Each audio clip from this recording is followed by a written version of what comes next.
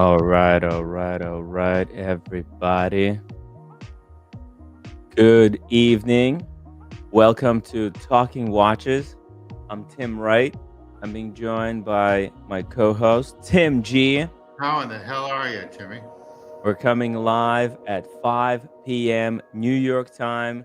Yes, every single day. 3 hours of straight watch news, collector stories, interviews, and live event coverage. This is my full time gig, and it's powered by you, the Superchats, and members who keep the grift alive. Tonight, I'm wearing my Maurice Grossman Tremblage, Oh, sweet. the stunning piece with the hand engraved German silver dial, Yeah. featuring the old school tremblage technique, powered by an in house manual wind caliber 101 with a very clever split second setting mechanism uh, on the pusher. Pure craftsmanship. Last night, I had the best barbecue ever at a dinosaur barbecue. Shout out to Mickey. She hooked me up with the fried green tomatoes, devil's dual wings, and a brisket. So good, I'm still dreaming about the rice and the cucumber salad. Then I headed over to Epiierre Gen 1 launch at the Wild East Brewing Company, where I met Matt, is his name, and got to see the wild 3D printed titanium watch in person. For those just tuning in, Gen 1 is fully additive, manufactured in grade 23 titanium with a web like skeletonized dial and case. Launched in Dawn, which is their warm brushed gold color, and Dusk, blue gray blueprint color, built with almost zero waste, literally only 14 grams lost in production. Let me just turn off that music. Tonight, we've got a big one for you. Uh, we're going to give you full breakdown of the Epiierre Gen 1. We'll have Tim G's take on this brand, what he thinks about it. We'll talk about what makes the watch technologically groundbreaking and artistically fascinating during our first hour. Then at 6 o'clock, we're going to get a very special guest join us, Greg Petronzi of True Patina. Check him out on Instagram. He's a psychologist turned vintage Rolex wizard featured in Business Insider, Esquire, for his journey from side hustle to full time watchmaking passion. Get your questions lined up. We're going to uh, go deep into the world of patina, vintage collecting, and storytelling. One more shout out that I want to give here is to uh, the Gotham Watch Club. Gotham Watch Club, everybody, is like a New York watch group for collectors. Very cool group. And I also want to shout out Watch Chris for keeping our community vibrant and alive. If you haven't jumped onto their content yet, do yourself a favor. He's a very cool guy. And yesterday it was very cool watching it. He's a very cool guy. I've been watching him for a long time. He knows his stuff. He knows Oh his stuff. yeah, Yeah. nice. I met him a couple of times as well. It would be cool to get him on the live stream and do a proper kind of interview. But while we're waiting for Greg, let's talk up Pierre. Don't forget super chats. Keep the show going. Decide which side of the watch you'd wear, the dawn or the dusk, and let me know. Also, become members for as little as $4 a month, and at $10 a month, you get the WhatsApp group benefits. You can And join if our very you exclusive and the WhatsApp group. what's and the WhatsApp app group benefit is huge because a lot of people are on it, and it's actually a lot of it's great information. It's great Hmm. information on things.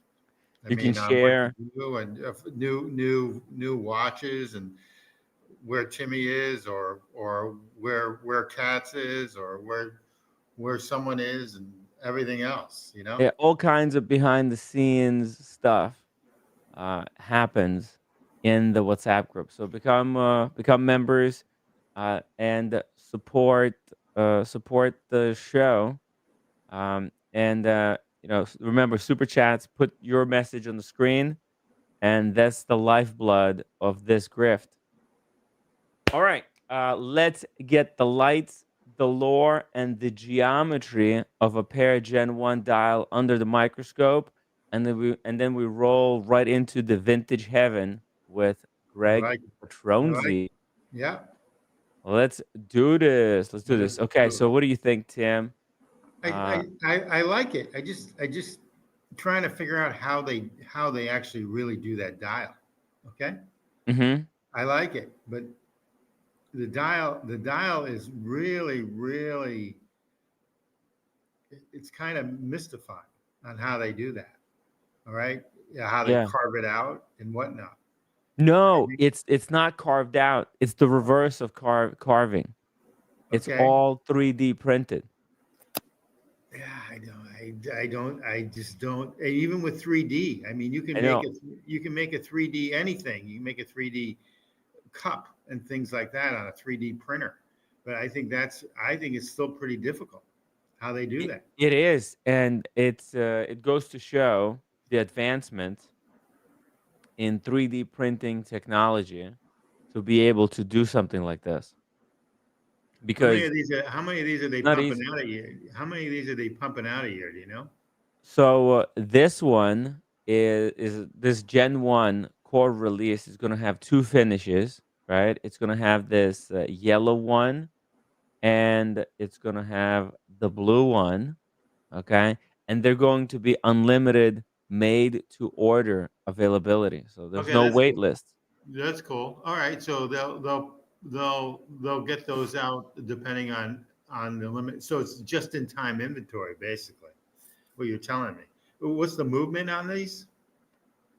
The movement is Le Juperet G101.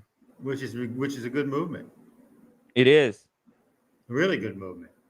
By the way, it is an open panel uh, type of a live stream. So I'm gonna Yes, come drop on the on, link come in the on on. chat. If anybody wants to join us on the stream, the link is now in the chat. Um, Shout out to everybody who's joining us tonight.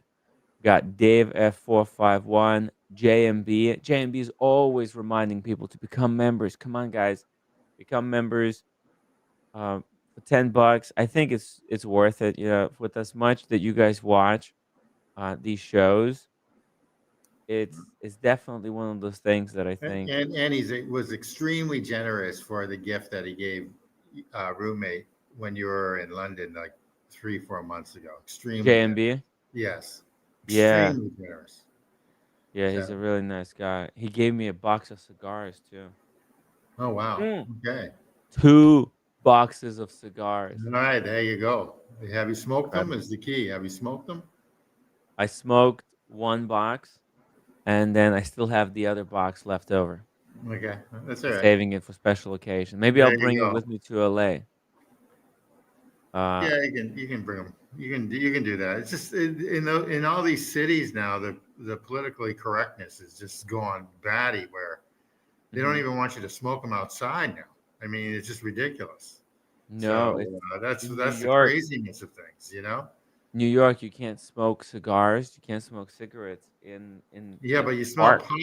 you smell pot on every It's on okay every because that's a woke, like well, wokes. If you're woke, you're allowed to yeah, smoke. smoke pot on every But corner. cigars, Boston's the same way. Washington D.C. is the same way too. I mean, all I do is smell pot whenever I'm walking around, getting high on mm, this stuff. You know, so secondhand high. secondhand highs in the Nice. hotel rooms, everything. I'm walking in the hallways, and it's all pot.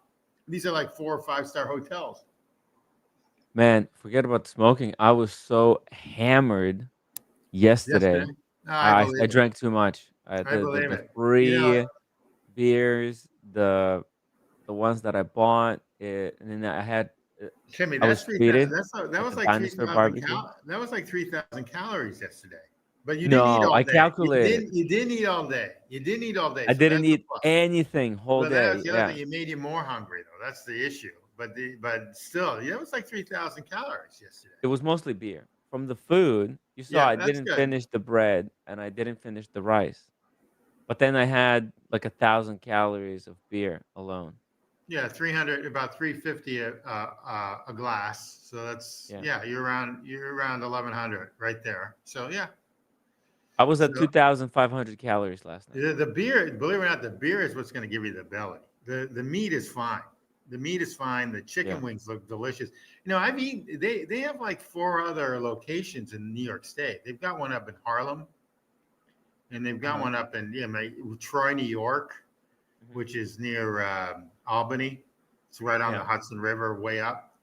I think they've got one in what is it? Dinosaur Barbecue. They've got one in Syracuse, New York. So they've got a bunch of locations. I've never been to the one in Brooklyn, but that place looked great. Right? Great atmosphere, Great great atmosphere. vibes, Yeah. great food. And I by the would way, highly recommend it. how was their special sauce there? How would you rate that special sauce? Oh, I was okay. I sl I slaw I could just that's what drink it. I could just drink it straight. good, Delicious. good. All right. Yeah, you know what? Delicious, The man. barbecue places are great. They're fun places and everything else. So Yeah. that's good. Yeah, I had great time. The beer was nice. And then followed up with even more beer. But Yeah, yeah, where I think going forward, I have to stick to just 2 beer rule implementation. Or that might be 3. I think 3 is maximum. I think 3 should be my new yeah. maximum because I was sloshed. And what kind of I was beer did you sloshed. drink? What was that beer? Oh, it was a special Kentucky beer. From like Kentucky or something, right? Yeah, you can't get it anywhere else except Yeah, okay. Kentucky. And it had cherry oak casket aftertaste. Okay. So it's like a bourbon but beer, like Well, a in yeah, they probably between. put it in a So bourbon good. barrel, you know, Yeah, it in was so Kentucky. good. So no, So, it looked delicious. It looked great, mm. and I love places like that. Shout out to some more of our viewers who are joining us tonight. The Goldfinger, the Watch Apprentice. Thank you so much for the PWA, upload. The Kaloi, Kilroy. the Quadruple D. I like that new name, Dingo. Yeah, shout out to the Quadruple D. Anyone that follows Double D is okay in my book. Yeah, and shout out to the Double D, the man, the myth, the legend. And the Um, fishes. yeah, he's cool. Double D is a cool guy. Quadruple D says, Timmy, vintage Rolex, take us for a deep dive, please. Thank you for your guest. Greg Petronzi will make the show 4 times as good. It's There going you to be a go. great conversation. I got some great questions to ask him.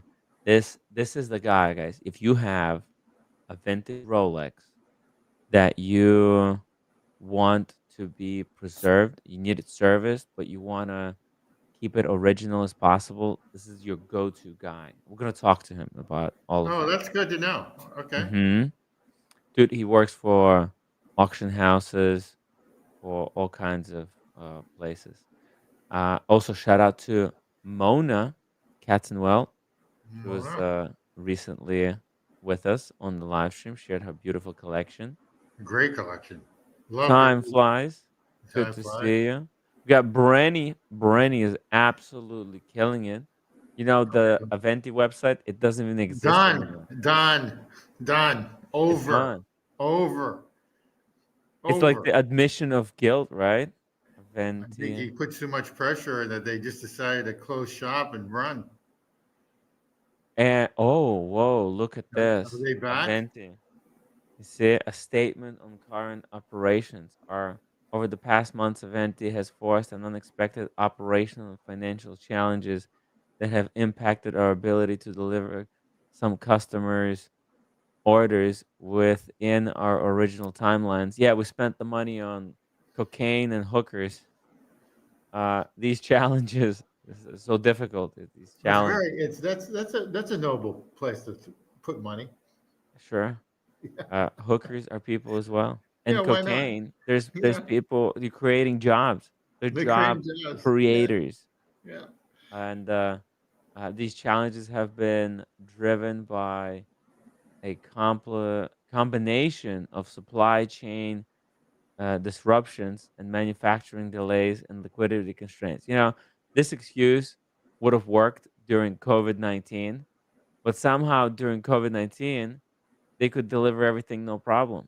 And now, only now that they spent the money on sports cars, traveling, now it's like, oh, the disruptions. What disruptions? The freaking Swiss watch market is pumping out watches like there's no tomorrow.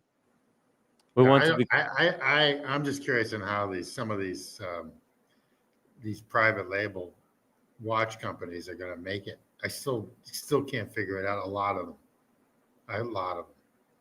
Mhm. because if they're getting socked right now because of the tariffs, and it was slow market anyway. And now with this, the Yep. big boys are going to be around.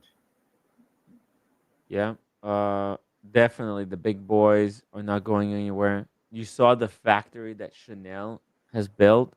That I'm still shocked and awed by that massive Well, they factory. got money, and they're one of the luxury good item brands that have not only weathered the storm, have increased their sales in the last like year. Chanel, Yeah, it had to. Hermes and Hermes, and Chanel are like the only two that have done really well. LVMH and stuff are sucking wind right now. Yeah. Um, Chanel, Hermes, and Louis Vuitton.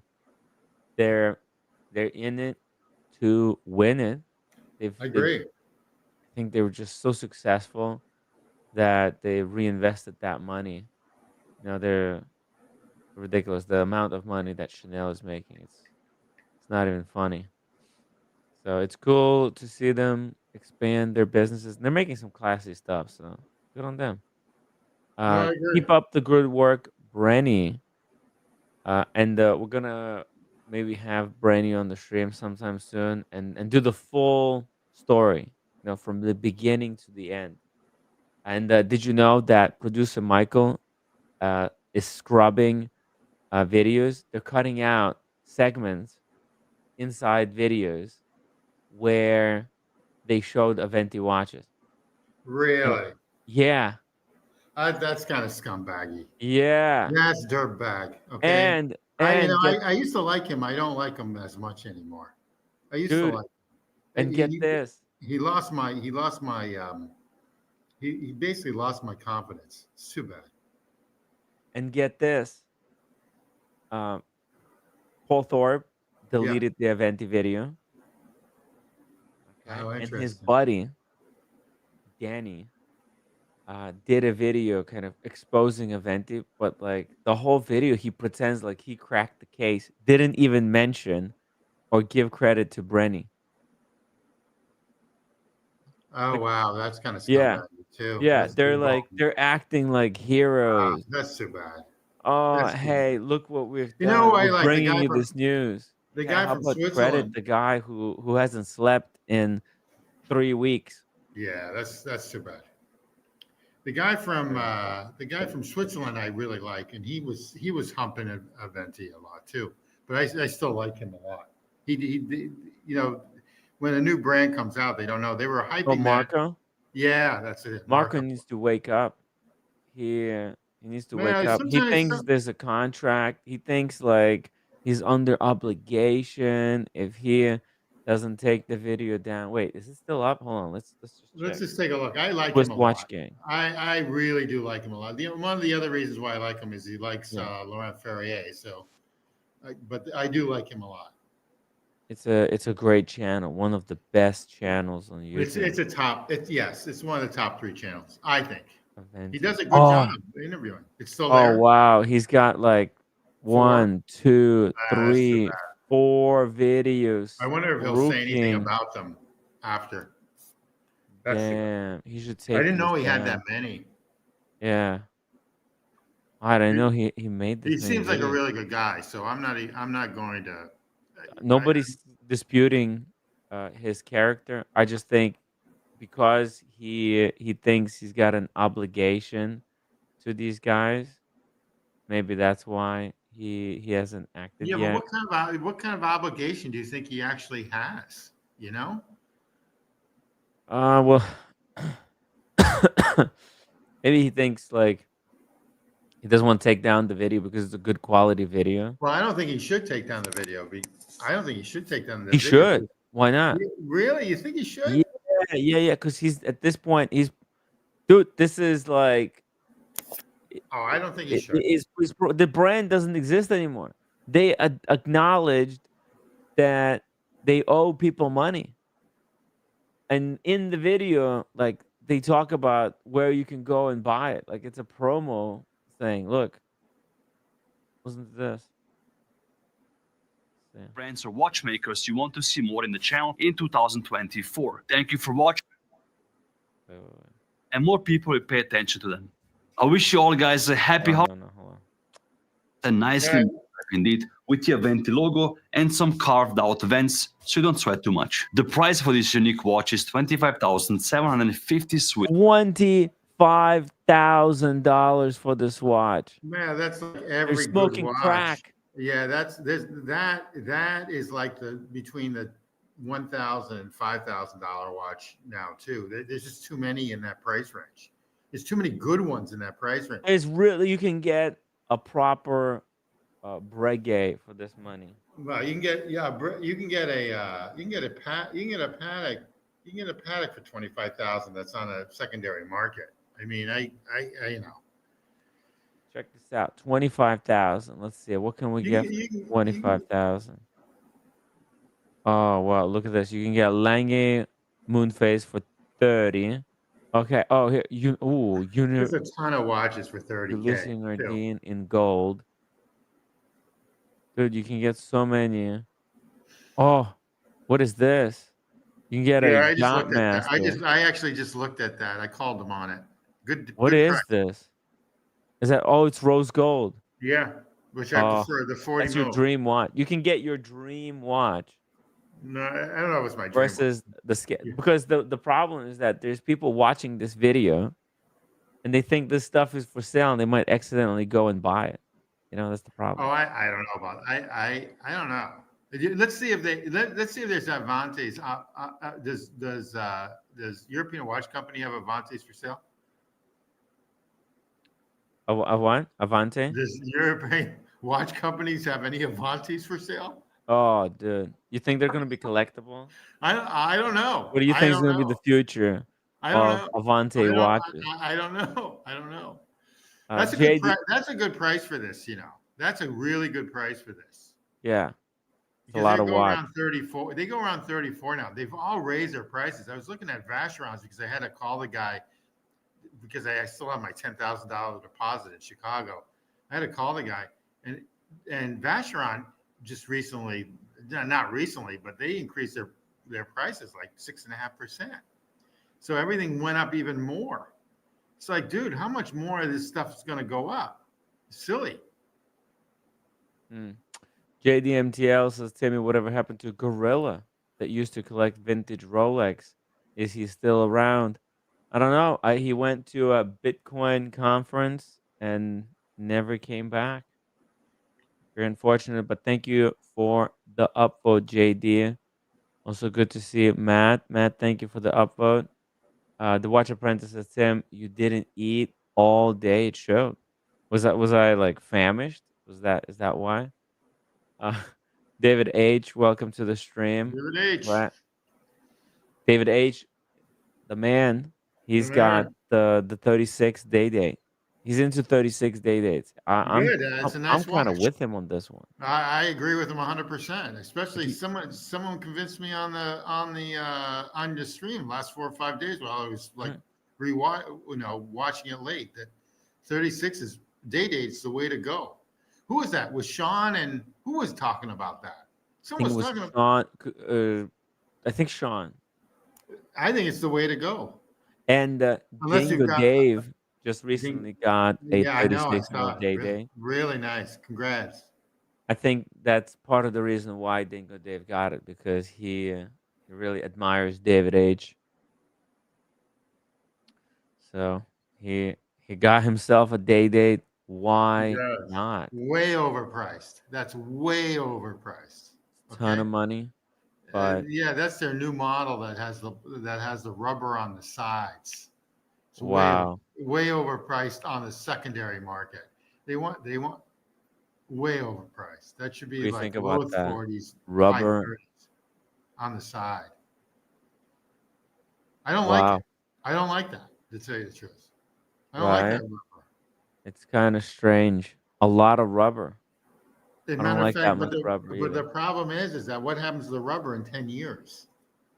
I think you have to get it replaced. You got You have to that's keep the going problem. back to Yeah, get them it's replaced. scratch resistant, but what happens? Well, isn't that the ultimate flex of like, hey, this is watch for people Well, who can afford to get it this is their replaced. Just got so-called to work sport. harder, Tim. Yeah, no, I'm done working harder. Exactly. Me too. Like, it's Oh, hard enough. I've we're been done. I'm grinding done. away. Mike Lewis. Shout out to Make Lewis. Anyone that was involved need to make a video and apologize and explain their involvement with Aventi. Good point. I think a lot of people. I do like that. I do like that. The Where did they Swiss guy. learn about the I watch? do like the Swiss guy. It's too bad he's got 5 videos on that. Wow, it's rough. It's too Man, I bad. dodged the bullet because of my laziness. I Well, not only dodged the that, but bullet because I at almost one time, promoted them. for about a quarter of in around 2022, that was like equivalent to like a Richard Mille. Yeah, a lot of Okay, people a lot of saw people thought that that was like brand. going to be like the next Richard Mille. And Aventi could have been a big brand, but I think they just wasted all the money. That's the problem. Just reckless Party, spending, yeah, party. party, travel, Dubai, Well, I also think lifestyle. they probably thought they needed an investor. They were thinking probably to get an investor backing them, like a Chanel or like Chanel did with Epiierre or um, Chanel owns Bell and Ross, Mhm. and also like a few others. I they missed the market. I think they missed the They market. were so successful. They had all those connections. They just couldn't. What you're saying? They couldn't bring the what? Like bring the ship back home Oh to no! sell it Well, off. the other thing is that big deal about an all sapphire case. Who cares about that? Why do you want an all sapphire case for? It was a hype thing, right? Yeah, yeah. Everybody, it was just they were trying to be like a Richard Mille. Like, look, we're just as cool We're as doing our brand. sapphire. We're doing sapphire cases. Big deal. Big deal. Who even knows if those were true sapphire cases? It could have been just plastic, Well, right? that's Because true their too. first But ones were I'm plastic. sure they were sapphire. But I mean, how much is sapphire? I mean, is it? It can't be that expensive compared to like a precious metal, or even stainless steel. It's glass, right? Actually, I think it is expensive, It is. You think especially when you don't do it in house. They outsourced everything, everything? every aspect of watchmaking was outsourced to some other brand. Which also during COVID is a problem with supply chain issues because everything was cut off. So especially they're coming from different countries. Michael Lewis says, Tim, you wasn't famous enough to get the Aventi participation or freebie. That's it. That's right. That's it. Had to That's get had to get the Chinese models instead. So it's all good. yeah. It's very unfortunate. It's being famous is really tough. It's just really hard. Really, really hard. I don't Hey, know what I have to do. there's Crown and Chronos watch right there, the FB Jorn. No, this one right here, Yeah, the so resonance. his is nicer. Oh, Cars and Chrono. Yeah, he has a different one, right? Yeah, but it's pretty similar in the sense of the resonance. He's got a tourbillon.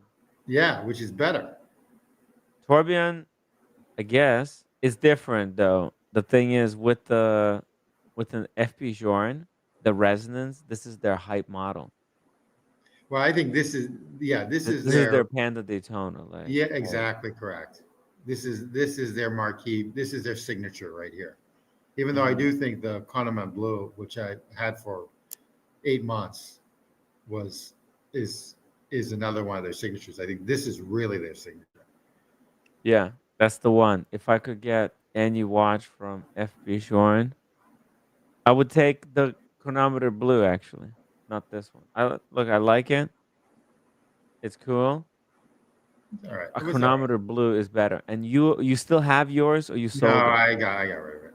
I sold. Oh, Tim, I bought fatal I bought it mistake. I bought it from European Watch Company. I sold it to European Watch Company. They're up now. They went up another 15 grand. It's crazy. How are they setting new records every single time? I got a couple. Whenever I do see you, I'll show you what I got. Cool. Bring it out. Would love to Bring it see your out. Bring FP it out. Journe. Let's see the unboxings and bring it out. Hell yeah. We had an unboxing yesterday on the live stream. Yeah, it was That pretty was good actually. it was funny. It's- Let's see. I'm not a big FP Journe fan anymore though. Not a fan of FP Journe. Nah, I think there's a lot of hype. Are they It nice is. watches? It's the club though, right? Yeah, That's what it's all that's exactly right. about. It's like some of these fancy clubs I belong to. Some of them aren't as good as what you. Just getting in is the hard part. Everything else is not. I'm not gonna name places, but it's that sort of Well, gig. I think the difference is that they really want to sell these FP joints now to actually wealthy people. They don't want to sell these watches anymore to people who can barely afford them, put them on the 3 or 4 credit cards, spread the cost. They don't want to do that anymore. They want to sell these only to the the upper crust. Agreed. Agreed. Which is fine. I Which don't see a problem again, with it. no problem with that. It's a business model. Man, it's a great business model. And it's a watch that's worthy of that level. It is. Good They stuff. made it. They made it that level. I don't know Yeah, if rose gold 19. movement. I don't know if 1916 company did or whatever. I do like their cases, and I Yeah, do like the cases a lot. they're very sleek. They're very sleek. And each watch is made by one watchmaker. So if something is wrong, it goes back to the watchmaker that made the watch. Okay? So it's like the watchmaker becomes the caretaker of the watch until he gets it right. So Their, if their there's a movements are pattern, beau- their movements are beautiful. Okay, yeah, and look I at give that him credit slight for. I give him asymmetry, credit. right? I give him credit for the gold. He's uh, Pierre is what? He's 74. Really that old? I don't know. I'm just taking a guess. If the Mhm. chat can tell me how old he is. I think he's between 70 and 75. Mhm. Oh, is Pierre or the FP Shorn? Pierre. Pierre. You Yeah, think so? I think so. I let me see. Pierre. FP But they Shorn. actually do want like 100 grand now for all their over 100 grand for all their Hmm. watches now on the secondary Well, market. So they actually did go up similarly to the Patek um, uh, uh, sports models. They've mhm. all gone up, and I think they're going to go up more now with stuff going on, overseas and in the United States. I'm just talking about the United States. I can't talk about any place else. Yeah. I think there's 3 brands right now that are at the top level. You got Rolex, Patek Philippe, and FP Journe. That's the new holy trinity of brands. Oh, that's an interesting one. See, I still think the Royal Oak is up there too. I think the Royal Oaks are up there. Mm, I don't think so. It's just AP. Look, Vacheron is great. AP is great. It's just these 3 I brands. mean, They're yeah, operating on different levels. You see I it tend to like agree. this. I tend This to is what I'm agree with you. saying. I tend to That agree with you. I tend to agree with you on that, except I would include the Royal Oak. no, because the old holy trinity is the Vacheron, AP, and Patek, and those 3 brands are in the same category. And they're Okay. competing directly with each other, against each other. They're making similar watches. But amongst those 3, Patek Patek is the winner. Okay. Then in steel sport category, you got Cartier, you got Omega, and everybody else is way, way behind. Rolex is the clear winner in that, you know, luxury, entry luxury. Okay. And then you've got the FP Journe. I think FP Journe, this is the highest level. And I think FP That's an Journe interesting. That's interesting. beats Richard Mille. I Okay. think See, they're so I've got I've got a tier thing. We're almost in the same boat. I've got a tier thing, and it's basically on price. okay. So I look at Rolex as the 20,000. I mean, granted, there's the gold dancer and everything else, but say the 25,000 and Entry under luxury. entry luxury, not great horology, but a tank. Okay, a tank. Hmm. Not the best in horology, but a tank. All right, that's how Yeah. I look at it. Under 25K. Then I look at Patek and Royal Oak between 25K to like 85K. Okay. Okay. And then I look at FP Journe And at FP Journe, that's where the prices start. at Like 85, that's the 80, ultra. 85K and up. That's how I look at it. Yeah. So I'm just looking at it strictly on price.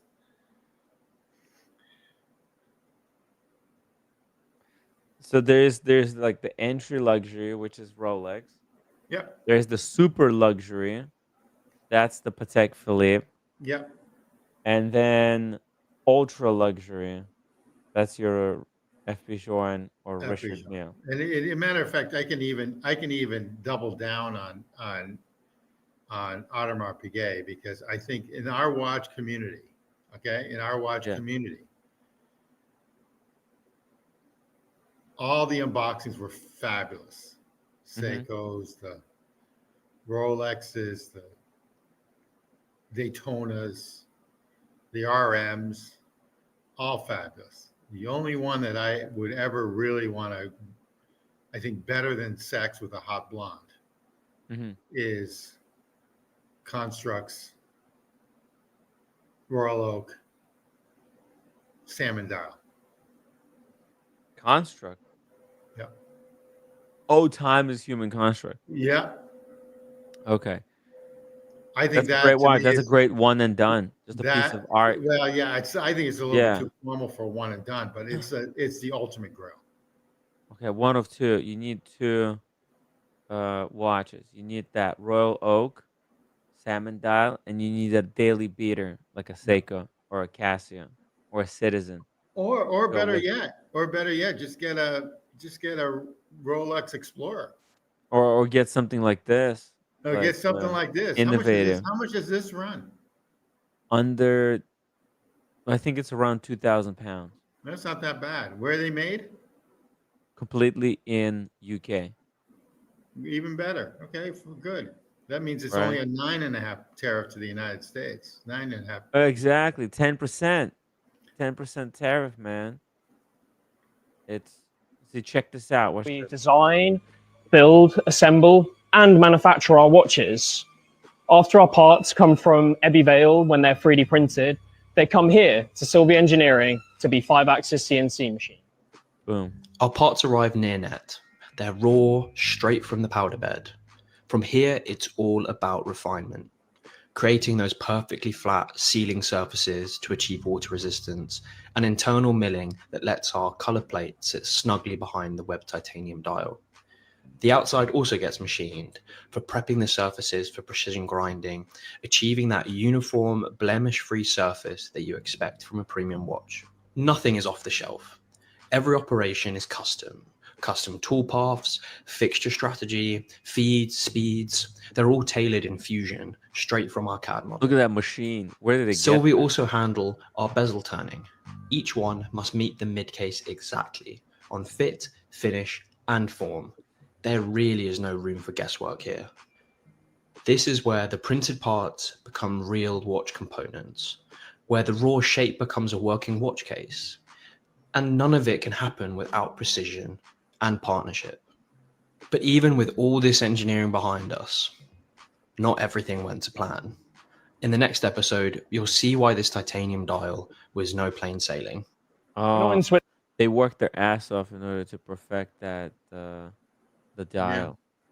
It's like a modern day lathe that they're using. I mean, Check like this you out. use it from like when you're making like I don't know, like a chair for wood chair, Mhm. but you're making obviously for a watch. And Fascinating. this, and get this. Where This is is he? the Where is he in England? Do you know? Is he close to London?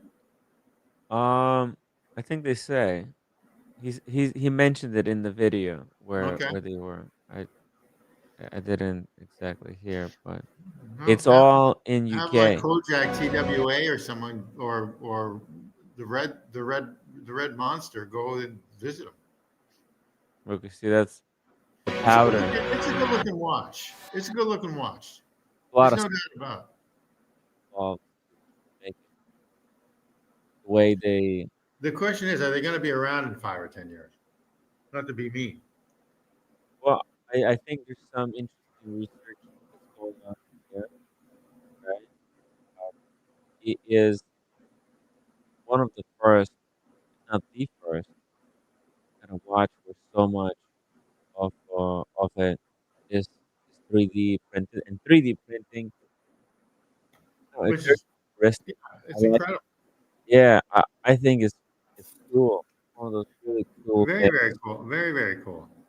It You know, looks like it's him and maybe someone else though in the him shop. and a friend. Yeah, there's two It of looks them, like the founders. it's a two-person garage shop. It's basically Yeah, Butler built what I call a Butler building in the United States because it was those were these tin buildings in the middle of America, yeah. and they were steel clad buildings, and it's somewhere in the UK someplace, and they're pumping out watches.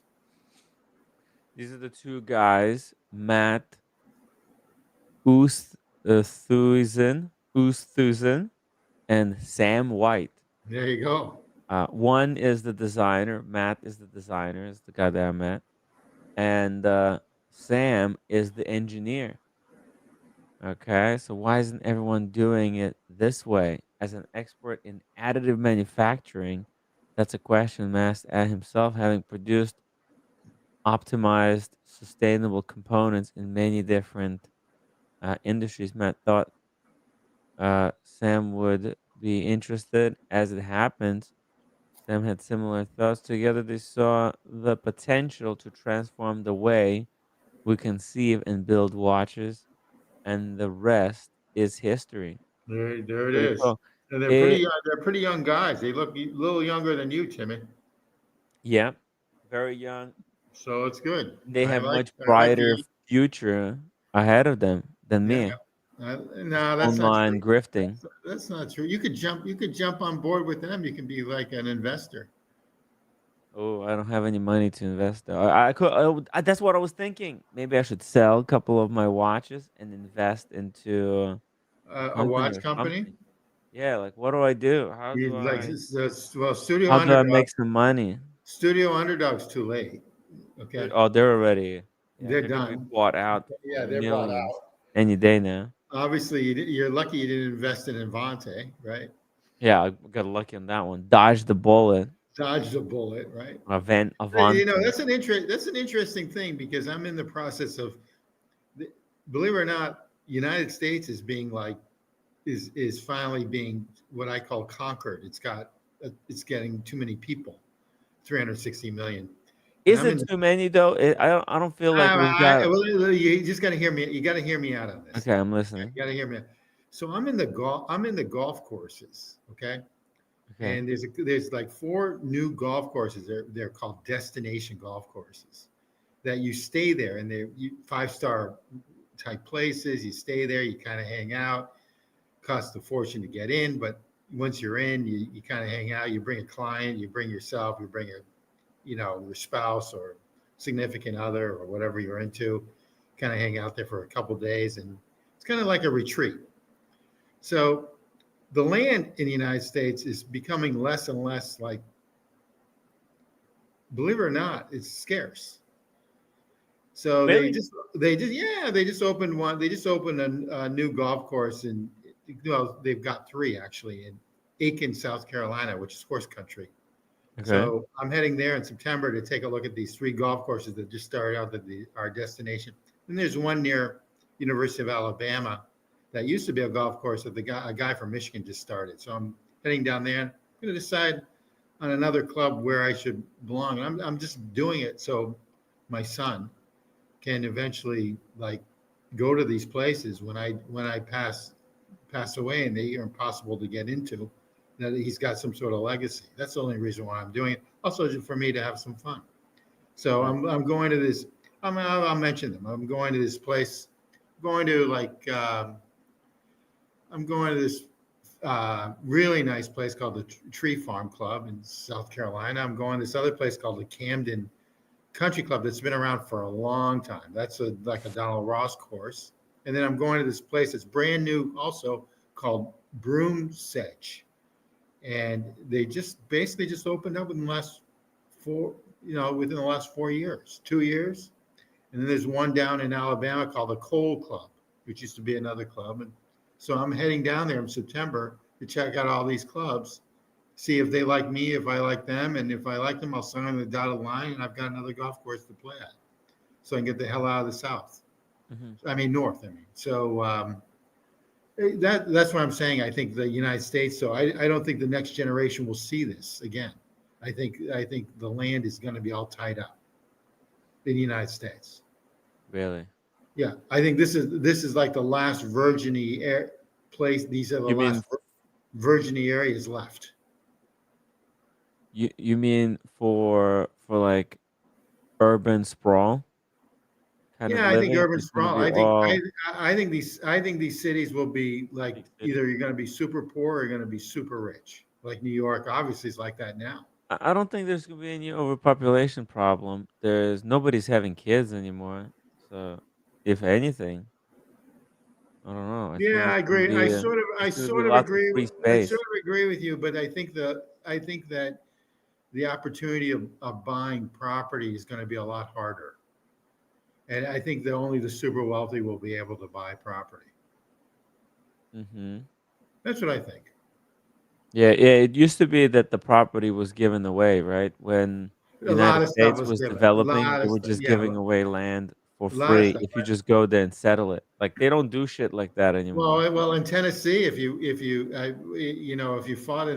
fought for the Union during the Civil War, Yeah. areas were just given to you as, I mean, if you could Yeah, what the survive the fuck? Civil, Why I don't mean, we not to get say, yeah, if you could survive the Civil w- War, you could. the best that my generation got was the $600 COVID package.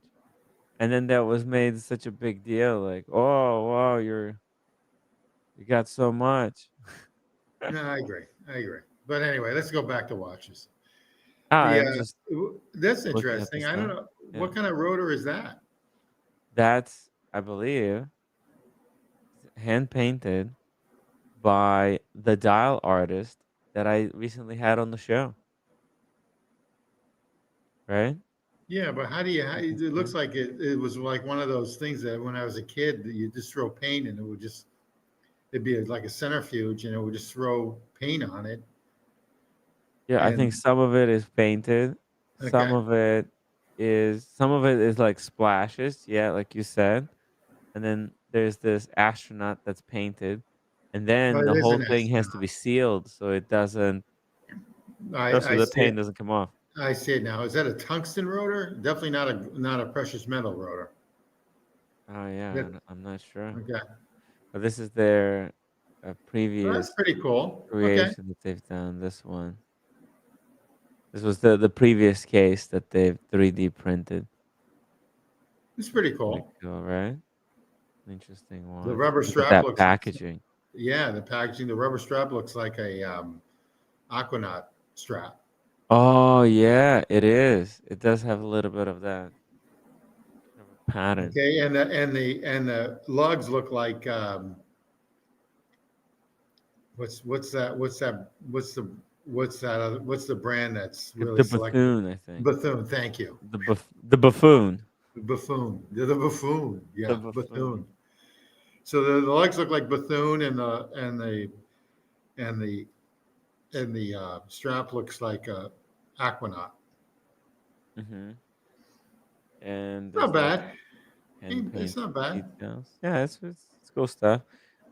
They work together, I guess, because they're all UK. But there is the dial for the dawn and the dusk, right? This is the 3D printed, kind of a web like design. But you can see only three of the pivot points hold the dial, and then it kind of alternates to other pivot points. So Yeah, it's not so it's pretty cool. right. Yeah. The biggest issue they have is marketing. They're obviously not marketing like Studio Underdog Mm-hmm. because I just heard about this brand yesterday. Okay, Mm-hmm. so the biggest issue is marketing for It's them. all exactly, and that's why I think we do our part. We help promote a little bit.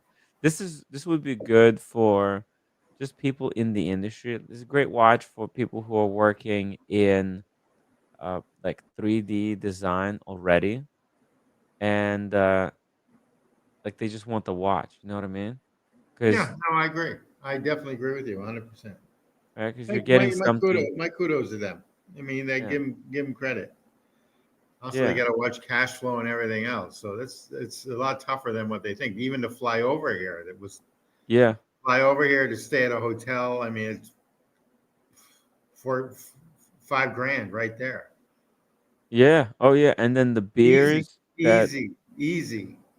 You know? they gave everybody the beers to come and check it out, look at the watch, handle it in person. So that cost a lot. This is a big marketing budget.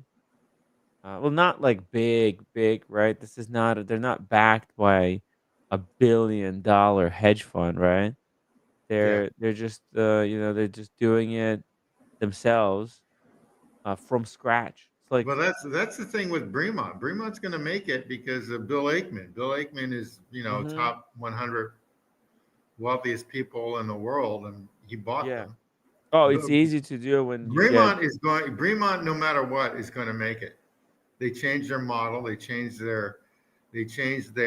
Actually, I like the old ones a lot. Mhm. The old Bremonts, but then the new ones, they changed the model. They changed everything, and they're going to be around. Mhm. You know? That's the crazy thing, right? Yeah. The Bremont, they've got one of the biggest injections of Of money. cash. He's Yeah, not going to give it up. And he was with his wife, and they were, newly married, yeah, second marriage, newly married in Seville Row. And then bought the company during the hype. So he's not going to sell. no. Why would you? That'd Yeah. be that'd be dumb. but they dummied down a lot of their watches. They made them simpler, Really? more traditional in the sense of easier to maintain. Yeah. Okay, nothing complicated. More like a Rolex Explorer, their version. Hmm. You know, I don't mind them. The only problem is that I don't think they have screw down crowns, which for 100-meter water resistance you should have them. But this brand, may do fine. I'm just always curious on how they do in 5 years. These are the Bremots right Look here, at right? look how many watches they're pumping out. Yeah, but It's they're all like not even funny. they're all pretty standard, in my opinion. They're nothing. Yeah, they're They're not very going wild. generic. You're right. Yeah, You're they're right. not going wild. Those are brand new. That's a brand new one that came out within the last. Oh my God! Look at the price on that. Am I Fuck. seeing that right? 50 meters. What is it? Wait, 50 atmospheres. What is that? That's 500? That's 500. Shit, 500 meters That's expensive water though. resistance. Well, That is. Captain Kirk Oh, thinks it's pathetic, but that's okay. wow. It's expensive. Wow. I didn't even realize it was going to be that much. This is this is ceramic. 7,000. Ceramic. That's the other thing. Is ceramic that much more money? I mean, if Timex can make a ceramic watch for $500, you think these other companies are just cashing in on the profit on a ceramic watch? Ceramic's probably cheaper. Hey, shout out to Great. Watchaholic What's your and Rolex? Mr. G. Mr. Let me go G. grab one more Celsius drink. We have our guest joining us soon. Let me just Okay. go grab another drink. All right. Tell him about the Holy Trinity, how you disagree. Yeah, disagree with Timmy. I still think Vacheron's up there. The biggest problem with Vacheron is that unfortunately I love the brand, but you can't buy them really new because you lose like 40% of their value the minute you take it out the door. Except for the 222 model in the overseas. So anyway, I think it's a great. I still think Vacheron is just they're beautiful watches, patrimony and stuff. But this Bremont, oh my God, this thing is way too expensive. Way too expensive. Yeah, Mike Lewis, I definitely agree with you. For me, we have similar taste on that. I would prefer a Vacheron over a Rolex. However, I still think everyone should have a Rolex in their collection if you have a collection. Back. This thing is too expensive, Timmy. That's how they make the money. You make something that's very cheaply to produce, and then you put 7,000% markup. How much is These are that? like, hey, Ah, this man. one's 5,000. See, I would probably go Omega before this.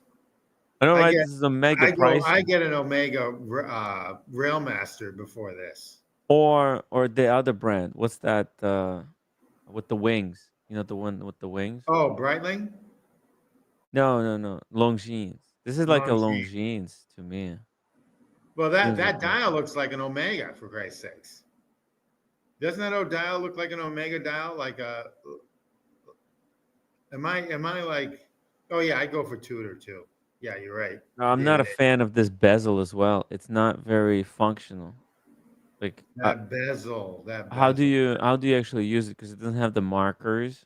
It's kind of approximation. Just seems to be more of a design and a fashion watch rather than A lot of money. a true sports. They raise their prices a lot. Hey, I gotta get this. I'll be Uh right oh. back. Uh oh. Uh oh. Is that the watchmaker? Is that Greg? Greg. Oh my God. It's yeah. This is watch world is weird.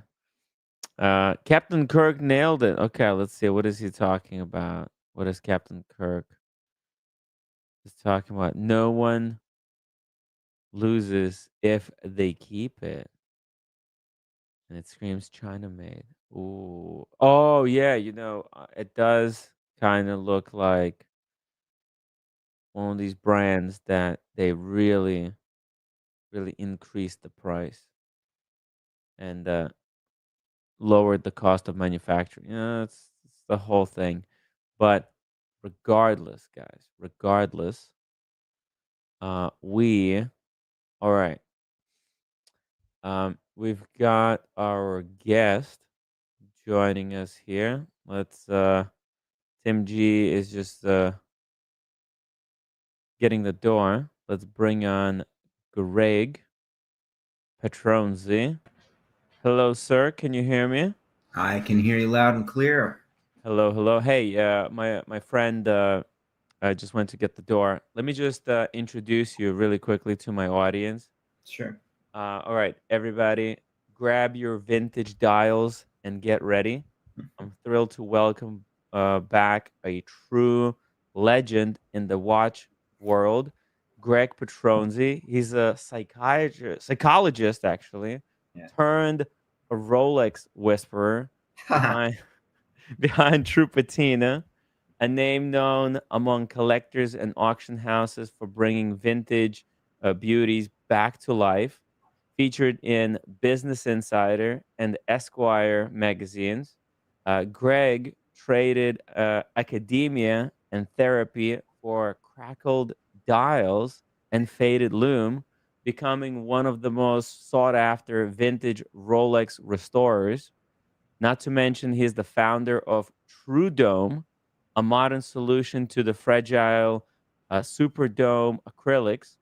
Stick around because in just a few minutes, we'll be diving into his world of storytelling, patina, and watchmaking passion. Let's give him a round of applause. In the chat, say hi to Greg.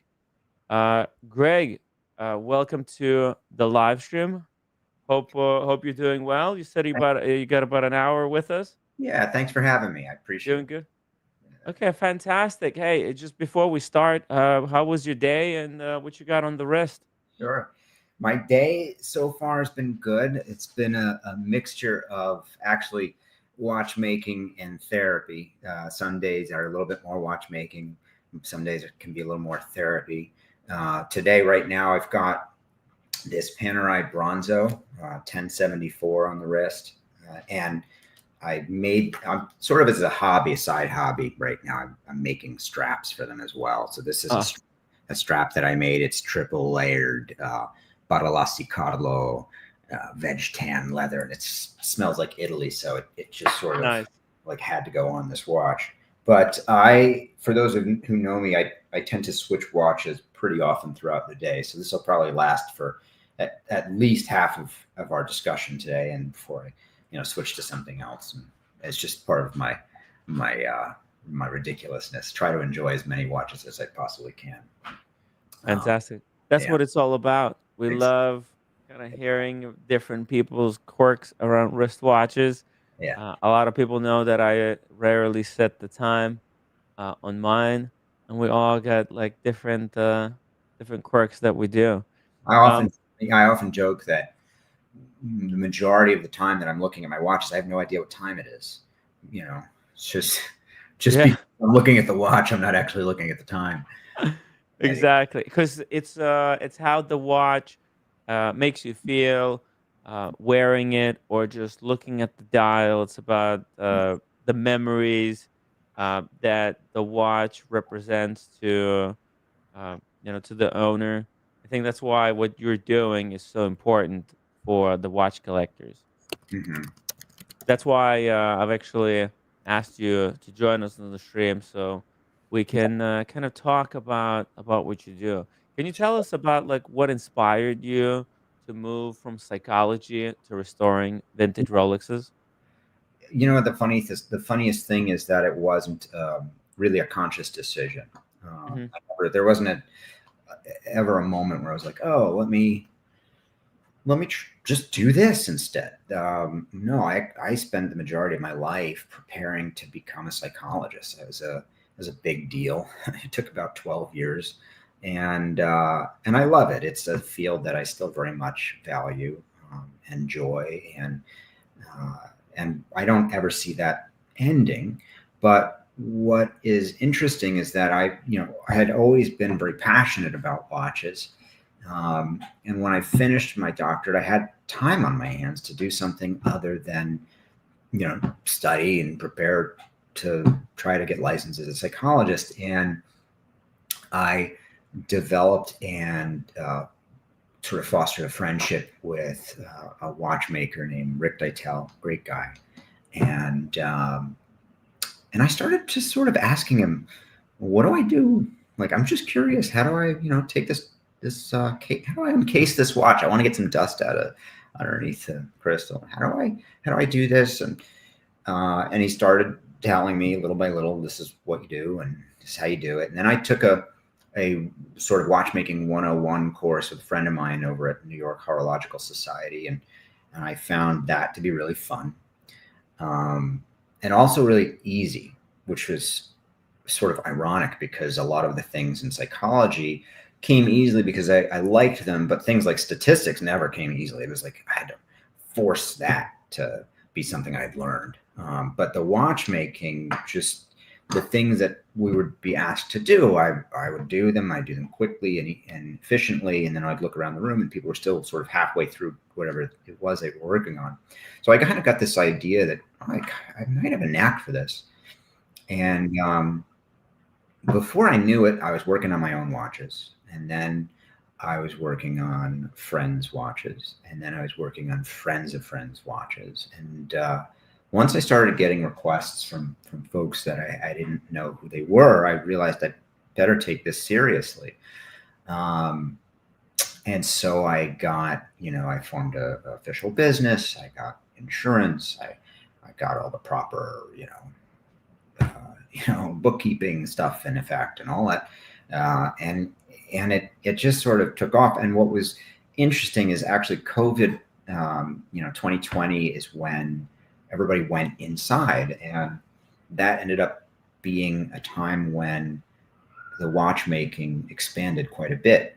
I was able to, through the fact that I had remote therapy that I was doing, I was able to afford buying a lot of the tools. They were very expensive tools to work on these watches, and it enabled me to do more higher order and more complex work on them accordingly. And then also there was a higher request for my services than I ever anticipated. I started posting some of the work that I did on Instagram, and that had a real snowball effect on sort of trust. And I've talked a little bit about this before with some folks, and that is that really with watchmaking and psychology, one of the most essential ingredients is trust. You have to be able to trust the person you're working with. And I think because folks saw that people were trusting me with some really important high dollar watches, they felt confident sending me their watches as well for service. And I think the fact that I was a collector first, an enthusiast first, before even getting into watchmaking, gave me a certain lens to watchmaking that helped people feel more comfortable sending me their watches as well, because they knew that I valued originality. I valued authenticity of parts. I valued trying to keep things from having to be changed if they didn't need to be changed. And that sort of really informs the philosophy that I have about working on watches. So, it was organic. It just sort of unfolded. Yeah. And again, it never was something that I had set out to do. And I didn't have this intention. But when the demand just increased and increased, and I found I really loved it. The more that I would do it, the better I got at it, the more I learned. I started to develop a certain skill set for things that my mentor had never taught me. And that was like the restoration process of things like dials and hand relooming, hand matching to dials, things like that. Nobody taught that to me. That was stuff that I just sort of figured out through trial and error. And that ended up being something that that set me apart from a lot of other watchmakers, and is why a lot of people seek out my services in particular. So, and that's sort of an intersection between artistic and the mechanistic elements of watchmaking. But yeah, so I've just been really Fascinating. Fascinating. Just very quickly here, I'm going to pull up some comments because my viewers want to say hello to you. Shout Mhm. out to Bert Dundee, Mr. G, Mike Lewis, JMB. They're all very loyal supporters of the show. And I love what you said about trust. In fact, a friend of the show, Cars and Chrono, he's starting an app for watch collectors, and it's called Barossa, but the name translates into trust. Yeah. So very interesting connection there. I've dropped the link to your Instagram account in the chat so that people who are watching could go follow you. Let's talk about the True Patina philosophy. Your motto is restore and retain. How do you balance the restoration with preserving originality? So, great question. Sometimes you have optionality insofar as there are parts available. Like if you need a new great wheel, you can, and it's out there, you can order it. But Yeah. sometimes you don't have that option. You know, sometimes there's a movement you're working on that, that just happened to me the other day. Uh, Actually on a Panerai, even though it's not a watch that I typically work on. It's a watch that my dad's watch actually is a Panerai Amerigo Vespucci. I love the reference, and we each actually have one of these. And all of a sudden he said, "Oh the hands on my watch. Every time I try to just wind it, the hands move." Mhm. That's interesting. He thought it had to do with the setting mechanism, which is called the keyless work. And yet when he gave me the watch, I noticed that the detent for the setting position and the zero position, clicked normally as they should. And so immediately I realized that means there's something going on with the rivet for the great wheel, which is what the cannon pinion sits on, which is what the minute hand is mounted to. And so that is supposed to be sort of stationary, and instead it was wobbling. It was free flowing. And so what I was able to do was I realized I can't get another one of these wheels. I don't know where I'm going to get one of these things because it's actually somewhat hard to source parts for that particular movement, 68, 94 or something like that, -2. But I have a staking set that I use all the time. And so I was able to find the proper size stump and the proper size pusher to go ahead and re-rivet the wheel part of the wheel to the pinion part. And that way I was able to save that piece and put it all back together. And it works just fine. So that was being a real quick example of how, as long as you have the right tools and sort of the experience, the know-how, you can take a watch that's maybe not working right and restore it to optimal working condition using the same parts, not having to source and change parts. There's a kind of a modern watchmaking, the criticism a lot of people have is there's sort of, it's more watch text than watchmaking insofar as it's just a lot of replace. This doesn't work, just replace it. This doesn't work, just replace it. And of course, with new movements, that's an easy and cost-effective thing to do because it takes longer to re-rivet the center wheel than it does to just put a new one in and swap I it. heard some of these watch companies with something that I believe Cartier is really known for just swapping the movement. You send the watch for service, they Totally. take the whole movement out, they Yes. put the new one in because Yes. it's more cost effective. It's a quicker turnaround. But Tudor then does. you, Tudor but does. then, Yeah. oh, they do as well. Wow. Yes.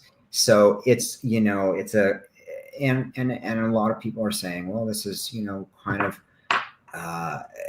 it dumbs down watchmaking in a way. It's just not, the art of watchmaking is not as cherished as a result. It turns something that there's a reason why people love and are drawn to watchmaking that I think, and it's because they're trying to get something that can kind of withstand the test of time, and and doing these movement swaps, is they're essentially turning that into something as disposable.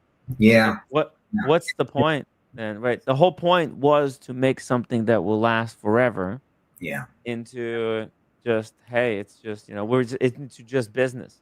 It is unfortunate, and one of the things that I love so much about Rolex is that you can tell in the way that they manufacture and design the movements that they're made to be serviced. The indentation, the slots that the screws have are deep, real deep, for your screwdriver to go in there and really get some good torque on it. And the screws are robust.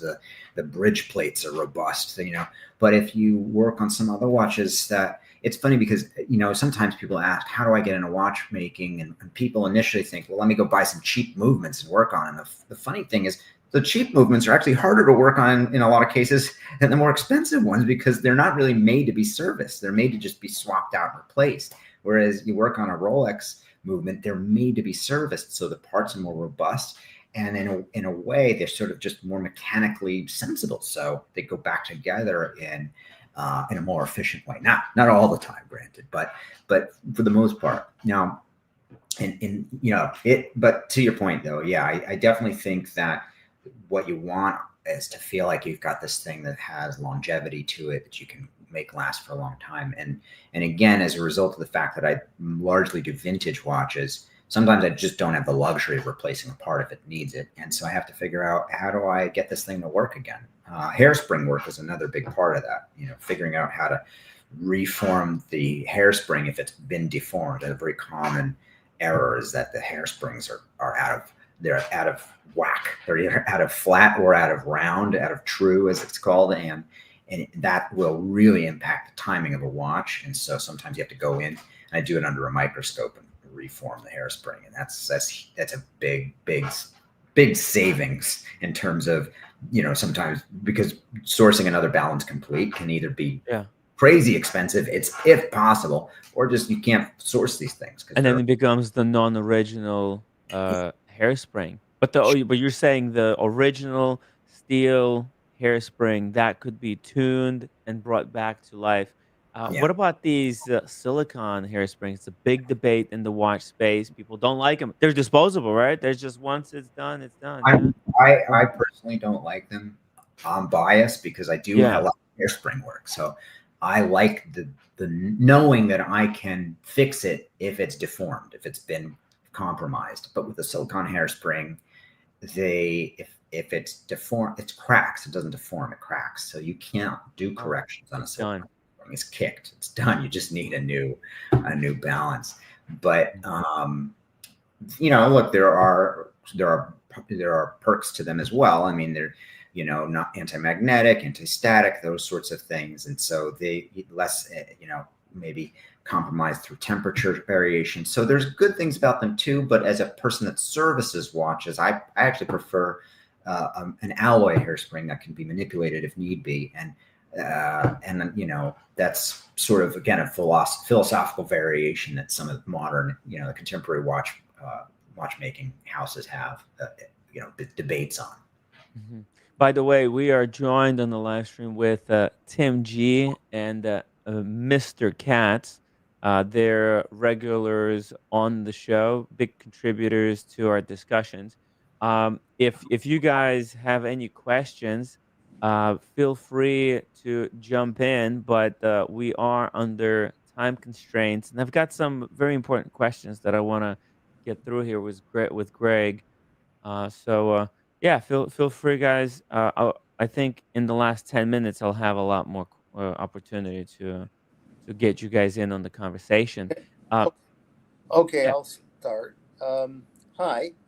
Hi. Nice to meet you. I'm wearing the famous watch. Ooh. Also has the what's it called, Tim? I forgot. That's the ellipse. The ellipse that he's got from our friend Jonathan, right? What was his name again? Jonathan. Let me get to that. Yeah, it was a well-known collector, and he's doing watches. The collectability. Yeah. What? Yeah, of collectability, right? Collectability. Sorry. Yeah. Yes. Thank you. Greg, even if you were stuck with the hairspring that you can't do anything with. It's not too costly, is it? Like you still have the whole movement. It's just the hairspring that has to be sourced. So you can't source a hairspring only. Oh, okay. Hairspring is actually what's called vibrated to the balance. So you have to, it's called a balance complete. And it's basically akin to the heart of a watch. Right. And with some movements, especially the more modern ones, it's easier to find them. And because it's easier to find them, they're less costly, maybe only a couple of $100s. But with a vintage Rolex, for instance, like a 1560, 1570 hair, balance complete, you're probably looking at, if you can find one, you're probably looking at around $1,000 to source that part. And so that's a big cost in addition to the service in and of itself, right? So if I'm able to do hairspring work on it and restore it, maybe that hairspring work is only between $100 to $400 work. Still saves the client a heck of a lot of money. And in certain cases, you might not even be able to source the balance. And that's even more tricky. So if you have a watch that's really old, sometimes you just can't find the balance complete at all, and you might need to source a whole movement from another watch to pull parts out of. So people do that sometimes when they need to. It's really tricky. But by the way, Tim, for some reason your audio is just messing with the stream. So just keep yourself muted until you have a question to add. I will. So I have the True Patina website pulled up here on the screen, and I dropped the link to True Patina website where people can go and commission work to be done from you. Greg, tell us about that moment when someone selling a watch wrote "Serviced by True Patina." What did that represent to you? Oh, that was really that stood out to me because I was blown away. I was just a kid in college scouring eBay looking at watches, wanting these things that at the time I couldn't afford. They just looked like these were just things that I would hope to see in person, and I'd only seen online. And fast forward, a couple of decades, it's been a while since college for me, but fast forward quite a bit of time, and a friend of mine sent me, this is when, I was really just starting True Patina and starting to get my name out there a little bit. Somebody had sent me an ad on eBay saying this watch, was just serviced by True Patina. And it was the first time I ever saw somebody mention my company, that I had no idea who this person was, so, and it was just on eBay. And this was a selling point that the person was thinking about, try to help the watch sell. And I thought, that's pretty cool. That's a little more legitimate than I even anticipated I would be at this point. So it was really, again, it was probably one of those things where I those times where I was like, I really should take this seriously. This is a business that I really need to invest my time and energy in. So that was a really affirming thing to see. Very fun. And since then, you worked on timepieces worth up to $500,000. Yeah. How do you handle the emotional weight of these heirlooms? Actually, I really like how you phrased that question, the emotional weight, because there's two different things that I feel when I'm working on watches. One of them is the value, the recognition, but the other is the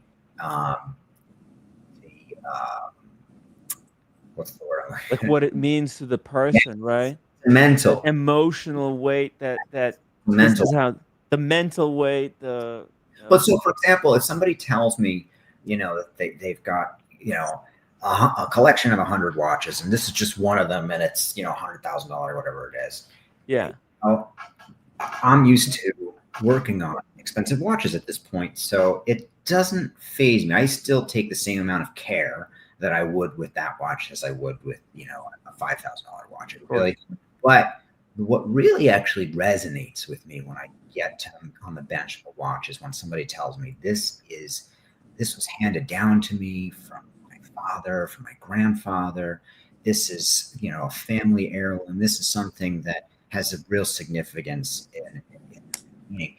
And I think actually in part that means so much to me because I actually never had that experience. Nobody ever gifted me a watch. The watches in my family were just like, you know, Gruens and Hamiltons. Not that those are bad watches. They're cool, but it wasn't like, you know, somebody gave me a Rolex or a Patek, and I never was like sore about that at all. But I think when I hear that somebody has had that experience, I think, wow, that's got to be so special. And I think someday I would hope that, you know, my son will appreciate what I intend to give him, you know, and that will be something that, you know, he'll get to experience.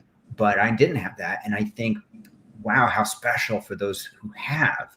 And I just love, you know, the idea that there's a sentimentality to a watch, that it exists beyond just the physical numbers of what it's worth. And I think that makes me really appreciate what I'm doing in that moment when I'm working on that watch even more. Exactly. And we do this kind of stuff here in the watch community all the time. This is, for example, it's a Ming watch Yeah. that I purchased from Daniel. Oh, nice. He didn't tell me that he misplaced papers for it. I But we I won't don't get into that. I don't care. I think it adds character to the watch. It adds so much more. It's not just any Ming out there. It's Daniel's Ming. That's And cool. Yeah. yeah. Yeah. Yeah. That also won it the special. What's it called? They made a special category, which is a bit corny, at GPHG. Oh yeah, at under 1,000. I think it won novel some type for, of an award of a watch for under $1,000 was that, or novel for a novel piece? for novel piece. Yeah, like a novel piece in the affordable category. They Yeah. really done a fantastic job Yeah. with this. But going along here, I want to talk a little bit about collecting wisdom from you because a lot of people, they're looking to buy their first maybe vintage watch. They're looking into vintage. Yeah. So much has changed, but you came into watches via the snowball method, starting small and then reinvesting. Yeah. Can you walk us through that strategy? Yeah. Yeah.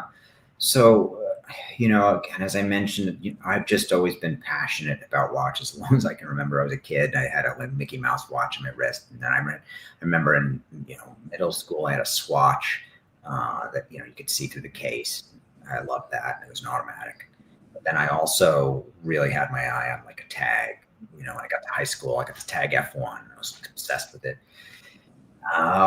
When I got to college, I really got into Breitling, and I got a Breitling Super Ocean at the time. It was like $1,000, $1,200. It was more money than I could imagine ever spending on a watch, especially at that age. And I was able to sort of take the Tag and, you know, sell a few things. And, you know, I was working part-time while in school. And so I put some money together and I bought that watch. And then there was, you know, as for most watch enthusiasts, I think you're constantly looking, what's next? What else do I like? Why do I like it? You know, and all roads led me to the Rolex Submariner. And once I saw the prices, I was like, yeah, that's not possible for me. It was just going to be a dream. And then I saved some money, and I sold my Breitling. And actually I ended up getting 2 Breitlings. I sold both of those and I added to the pot. And I was able to actually get a sub.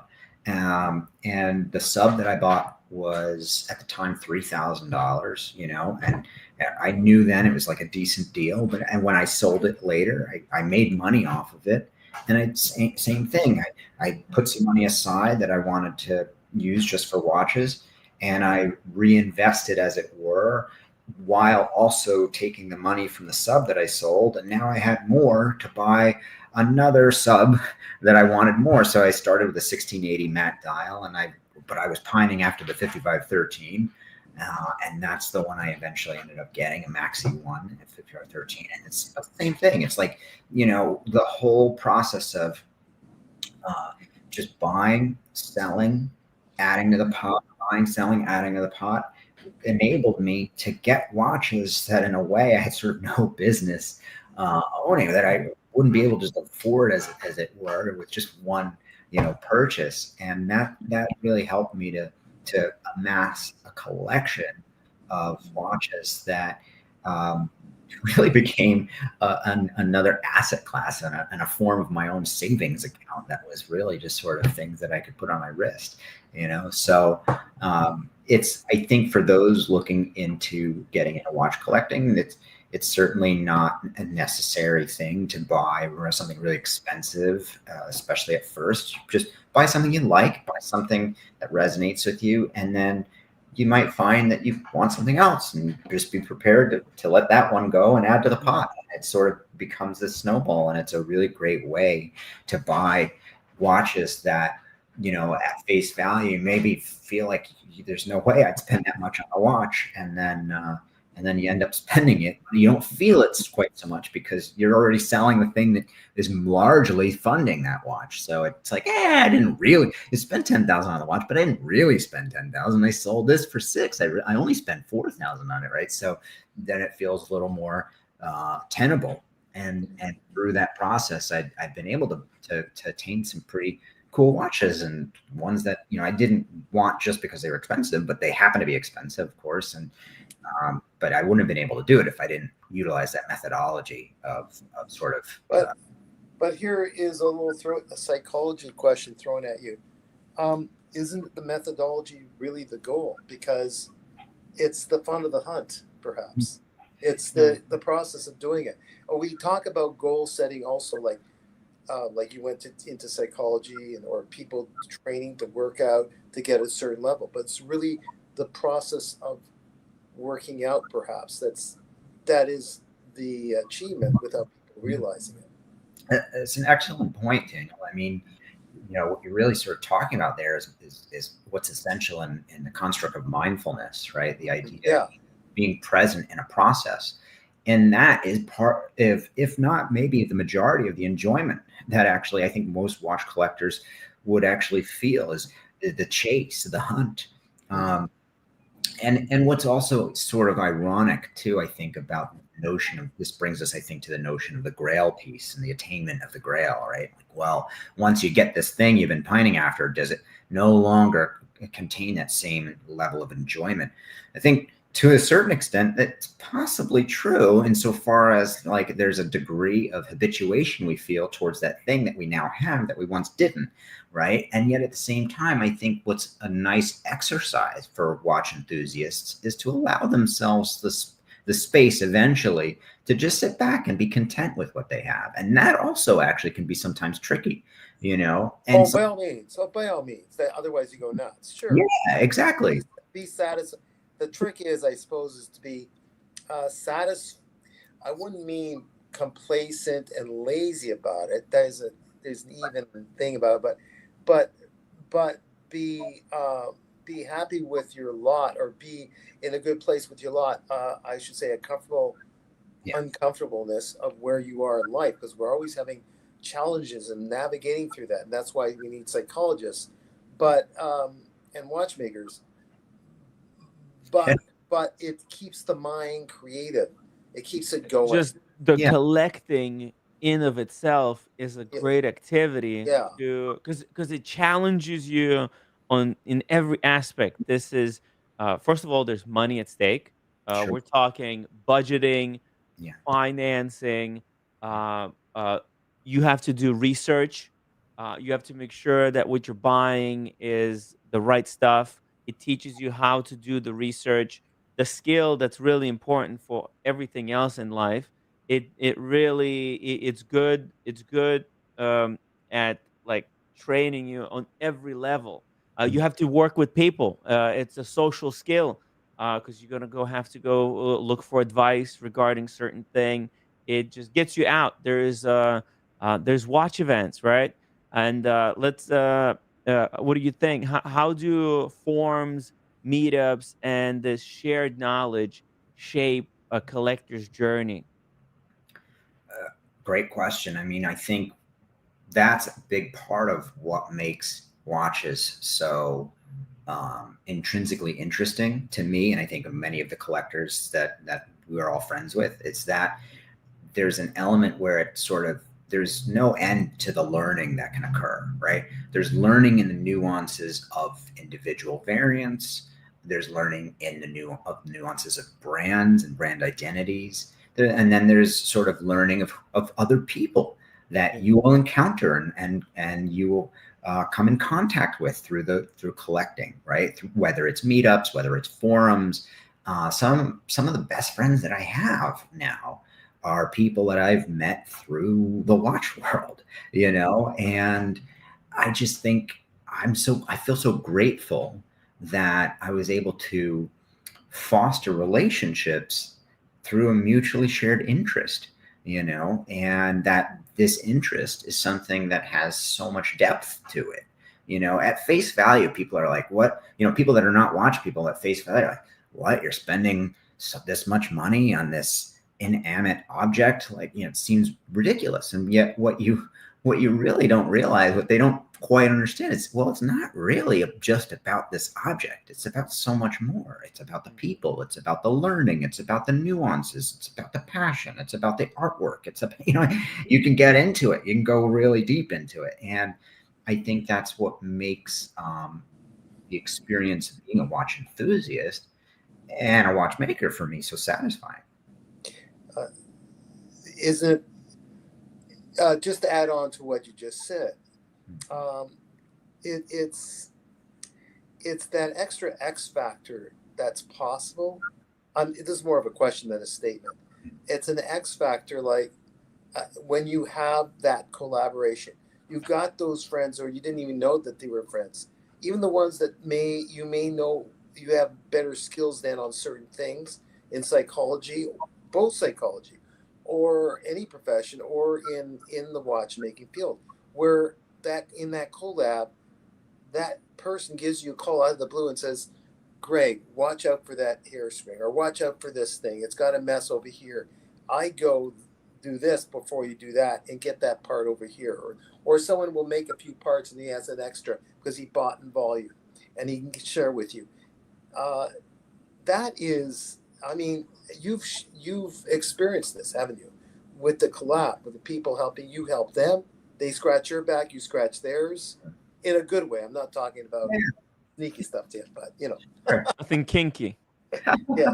Yeah. No, absolutely. You know, again, a big part of what enables me to do what I do are the relationships that I've formed, and the people that have been, you know, help each other. Ideally, you know, it's not always the case, but ideally it's the case where we're helping each other, and it's, you know, maintaining good relationships that also is a big part of, I think, the success that I've been able to find thus far in the watch world. You know, so I 100%, it's a, you know, people are such an important part of the process. Even like the live stream like this, like what I do, it's like a community of people that are super passionate about watches, and then every night we come together. You know, people say, and then every time I tell them that I do the show for 3 hours every single day, they're like, they're astounded that there's this much to talk about in just one single hobby, but yet there is. I want to ask you, like, give us some tips here. What would be like one budget-friendly starting point you would recommend for new collectors watching the show tonight? In terms of a watch to purchase, Yeah, like a vintage watch. vintage watch. I Yeah. love the CWC W10 watches, or the CWC, rather, the 6B.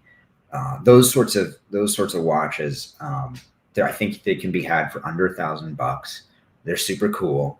You know, they were issued watches. I tend to be a person that likes military watches in particular, watches that are sort of more what they would call the tool watches, that they're sort of purpose built, design following function. I think that those are cool watches. They tell a story. They're sort of a part of history in a way. And they can be had for under $1,000. And I think they're very cool watches. How about the Dirty Dozen type watches? Do you see anything that's really are reasonable on that? I used to really be into those. I had a record at one point or another, and I sold it within a few weeks once I realized how high they Geiger. For me personally, and it's really just a personal thing, because I think look, radium, everybody's got their own perspectives on this, but as a watchmaker in particular, I like to be able to open these things up every now and then and work on them. And that's a place where I draw the line.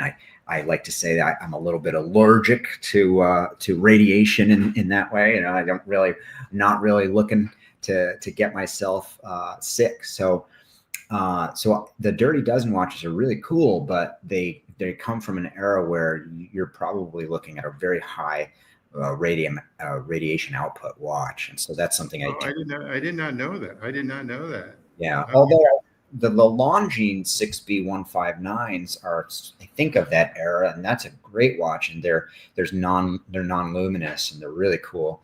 I always loved those. I haven't never had one, but I always sort of thought about getting one. I really love those.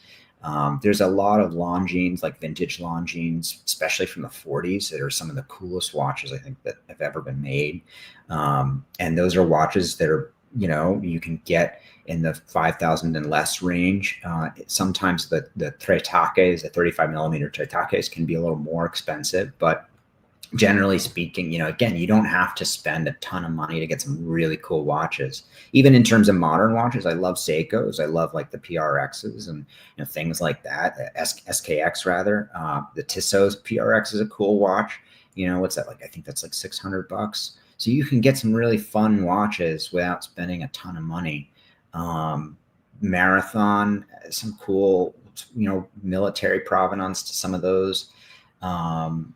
Just really, you know, and part of the fun is just like looking these things up and figuring out like what's the design philosophy that you really like, what resonates, you know.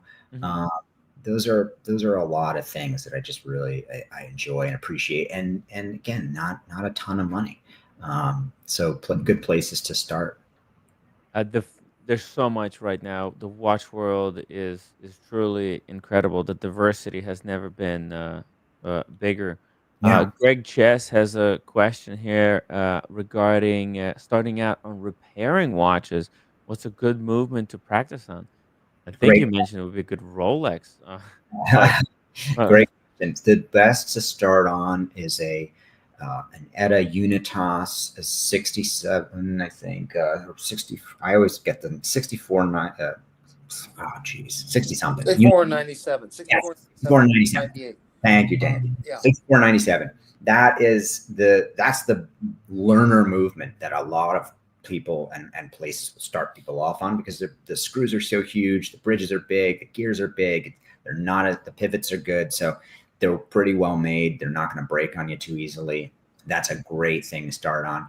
And I like to usually graduate people from that movement to a Sellita SW200 or 210.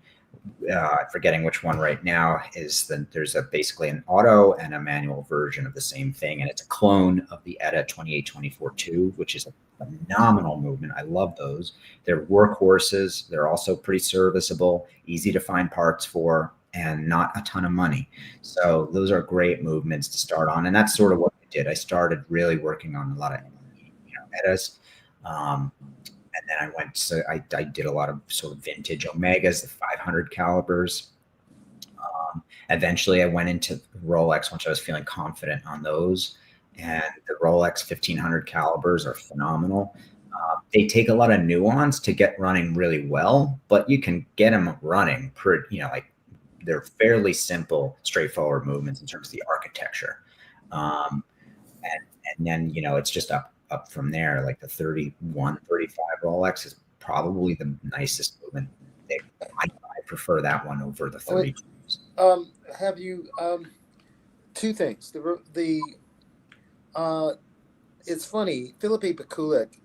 It's funny. He kind of has his philosophy: if it ain't broke, don't fix it. This is not taking anything away from you, Greg, but he seems to have stuck close to the unitist movements, but added another X factor to it, and like decoration, a better hairspring, like just Yeah.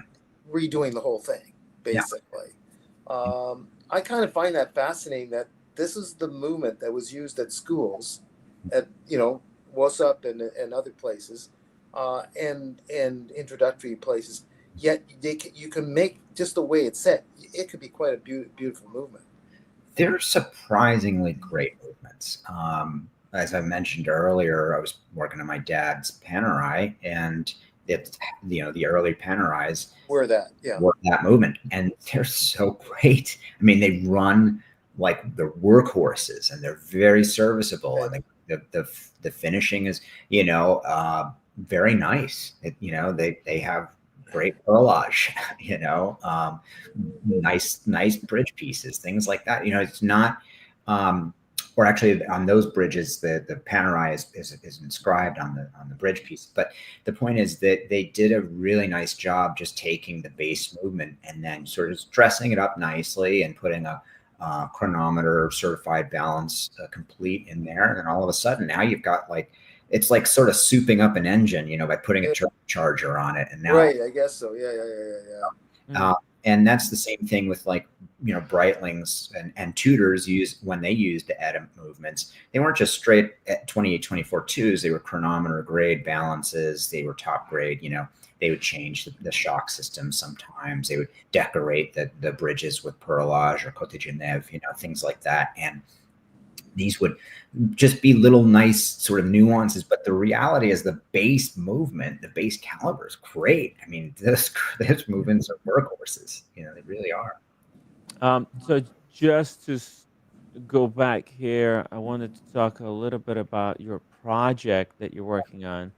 This is something that I think many people watching here will not know about, but tell us about True Dome and its origins.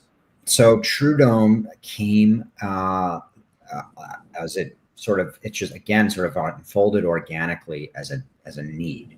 I was a collector. I wanted the look of the original shaped dome crystal for my sub, and finding them was very difficult. And then oftentimes I'd get burned. People would sell me one in a Rolex package, and then I would take it out, and I very noticeably was not the right dimensions. Or when I tried to mount any other aftermarket one, they just would crack when you try to install them, or they would distort the dial in a way that was very clearly incorrect and not the way Rolex had designed and engineered the crystal. And the crystal is an odd part of a watch, right? Because it's a very integral part of the design, and yet at the same time, it's a wear item, like a tire. So it's meant to be replaced, right? And so what would happen though is that in the 80s, Rolex they changed the design of the crystal to make it a little stronger, but in doing so, it really lost in my opinion, and a lot of collectors' opinions, that it lost the charm of the dome and what the dome would do to the dial in terms of the warmth and clarity of the dial. And so True Dome emerged from sort of my own sort of selfish desire to get something that most closely approximated the real thing, but that I knew what it was, and that was really high quality, and I could mount it on my own watches and feel confident that I wasn't going to, be washing my hands one day and have my crystal fog up, which happened to me with a real, original crystal ones. And I was like, that's it. I got to do something about this. And so I did some research. I contacted a few different crystal manufacturers. All they do is watch crystals. And I asked the question. I said, would it be possible to reverse engineer a crystal if I provided it to you? And they said, maybe we could possibly do this. And so it ended up being way more of a headache than I anticipated, because what I actually had to do, I had to buy and find and source not just one, but a handful, in some instances, of new old stock examples. And even then, sometimes, well, not sometimes, but old acrylic, which they were, shrinks with time. So we would send these over and they would go into their sort of micrometers for analysis and design renderings. And I would get these renderings back, and they're like, here are the measurements. And I don't know. I'm like, okay, I guess they're right. Let's go ahead and produce the sample. They would produce a sample. It would come back to me. I'd try to mount it on the watch, and it wouldn't work. It would be either too small or too big, or it wouldn't pass pressure testing. And so then we'd have to go back to the drawing board. Okay, we'll make this part of the sidewall a little bit thicker. I need more taper here. This angle has to be a little more like this here. And so each reference, whether it's the D21 or the D19, et cetera, each reference took somewhere around between 10 to 12 months of R&D and back and forth and testing in order to construct and create to a level where I felt confident this is something I'm ready to sell people. And it had to be something I'm ready to sell people if it was something I was willing to put on my own watches, and so it was something that I think the watch community actually really needed. It ended up being like this sort of, like watch service thing, because it was like, we all kind of really needed it. And it just sort of turned out to be a really helpful and important thing. And I wanted it to be really transparent too. What I was so upset about was in my process of, trying to be a watchmaker and a collector, was getting crystals that I thought were original. And people were marketing as original, and it turned out they were just aftermarket and they were garbage. And so I want this to be very transparent. So each crystal has a laser etched symbol on the side denoting what model it is. These are very proud to be True Dome. I'm never ever saying to people, these are the Rolex part. In fact, if you bring your Rolex to and it has one of these on it, if you bring it to an RSC to service it, they're going to tell you need to change your crystal because it's not original, but that's fine, because it is a True Dome, and it's something I'm proud of. And at this point, it really does nicely represent each reference nicely represents the original design philosophy of the watch the way it first came out. And so, and it really makes the watch more enjoyable, in my opinion, to wear on so many levels, because now you can feel a little bit more confident with the watch being on your wrist, that it's not going to break or crack as easily or leak as long as it's installed properly. And then secondly, that it has the look, the aesthetic that you're going for. So there's someone who speaks very highly of True Dome and in a way vouches for you. Give you a hint. I'll give a hint. His name is Eric Wind. Can you tell us about your friendship and trust? Why he loves the True Dome? Well, Eric is a real purist, and we, in this respect, definitely we have a shared sort of overlapping passion when it comes to especially vintage Rolex. So he really loved the idea of preserving the authentic look of what an original crystal would look like, but at the same time making sure that this thing, when set up properly, is still going to pass a pressure test. And it also really helps not just Eric, but a lot of people to not only enjoy watches, but helps dealers to sell these things, because it makes the watch look the part again. It really brings the dial out again. It makes it pop more because the clarity of the acrylic we use is second to none. And so Eric, I'd worked with him on a lot of service things, and of course, when he learned of True Dome, he became a real sort of avid enthusiast and promoter of it. So that sort of initially started our collaboration sort of years later.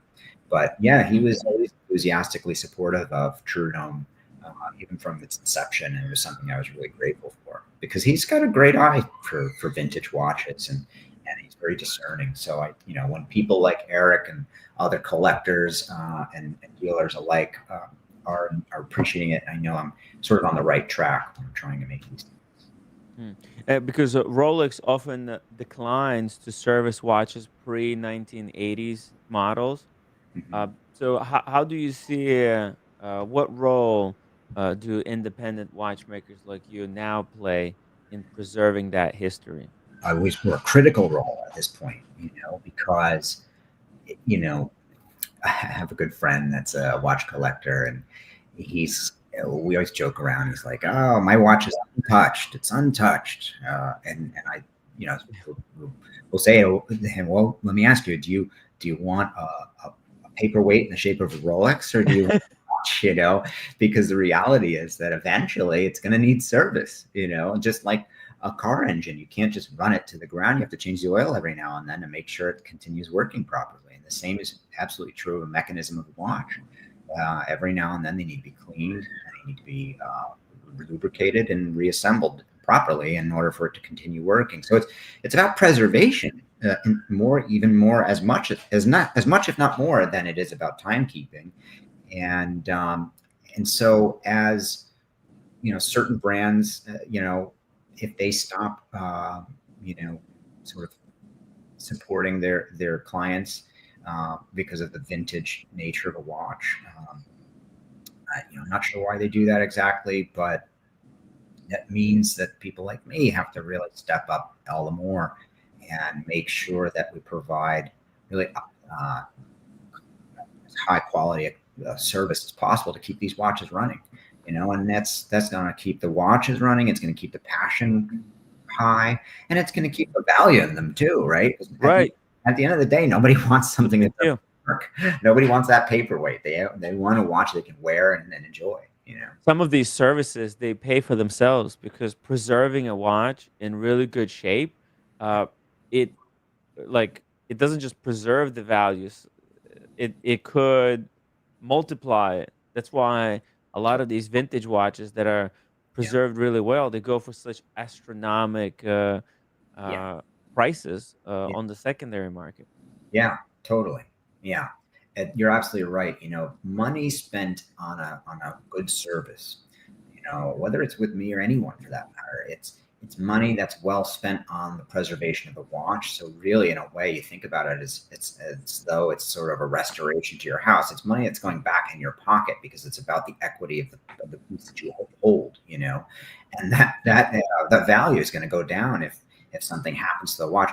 There have been a handful of a non-insignificant number of watches where they've come in just for an inspection and they ran okay. But then when I took them out of their case, there was like so much oil underneath the dial. It was just a matter of time before that oil migrated to the top of the dial and caused a lot of problems that cosmetically would render the value of the watch much, would impact the value of the watch negatively. So, again, having a good service and making sure that, it's a way to preserve the watch and preserve the value in the watch is so important. Just a few more questions here. We're going for the finish line. I've got 2 questions and then a few just quick Yeah. audience questions, and we're gonna let you go. Cool. Thank you so much for sticking around with us for this long. How do you, when you're doing this service, how do you manage collector trust when sourcing these scarce or replaced parts for the watches? Great question. So I have developed a network of people that I trust that have access to parts accounts. Sometimes it's not necessarily parts accounts, rather, because a lot of these parts are vintage and they just don't exist on accounts anymore. But they have access to parts. Maybe it was like an old watchmaker that went out of business and they have the stockpile of parts and things of that nature. And a lot of times they're just simply on eBay. And what I'll do if I need to source an expensive part is I'll have to run it. I run it by the client first. I say, hey, listen, you need this part, and I found one, but it's this cost. Do you want me to get it or not? But usually I'll just check in first if it's like a really expensive part. If it's something nominal, then I'll just buy it and then I'll include it on the bill. And usually what I do is I don't really upcharge so much for parts. I charge for my time, but I don't really charge for parts because the parts are expensive as it is. So I'll usually just allocate the price that it costs me to the client. And then I'll just charge. That's how I personally work. Some watchmakers different. But I personally think my time is where I really put the value in to my pricing.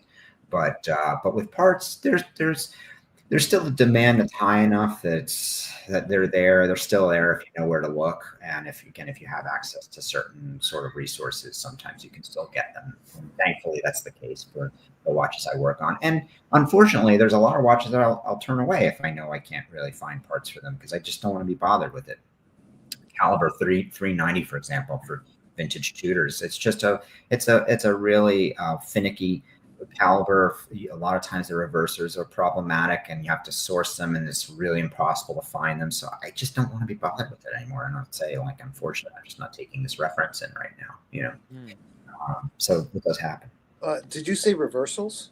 Reversers. Oh, reversers. Okay. Yeah, it's a part of the automatic mechanism.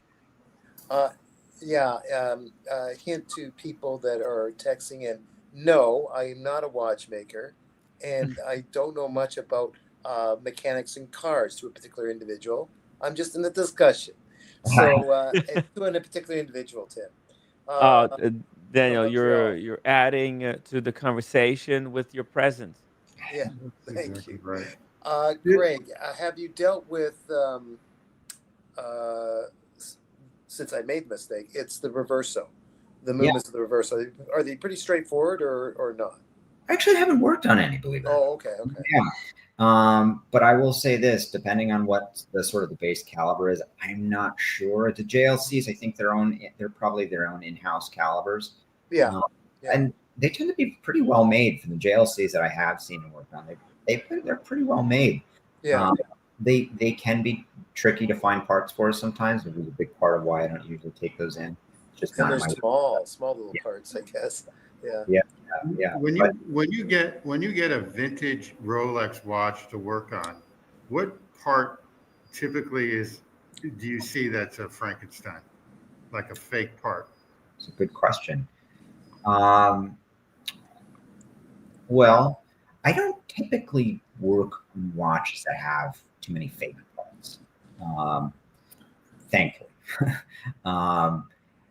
Usually collectors that are sending me watches with authentic parts. But what I do see, and this does escape people a lot, is I'll see watches that I can tell have been put together. In other words, I'll notice, for instance, that a movement is earlier than the case.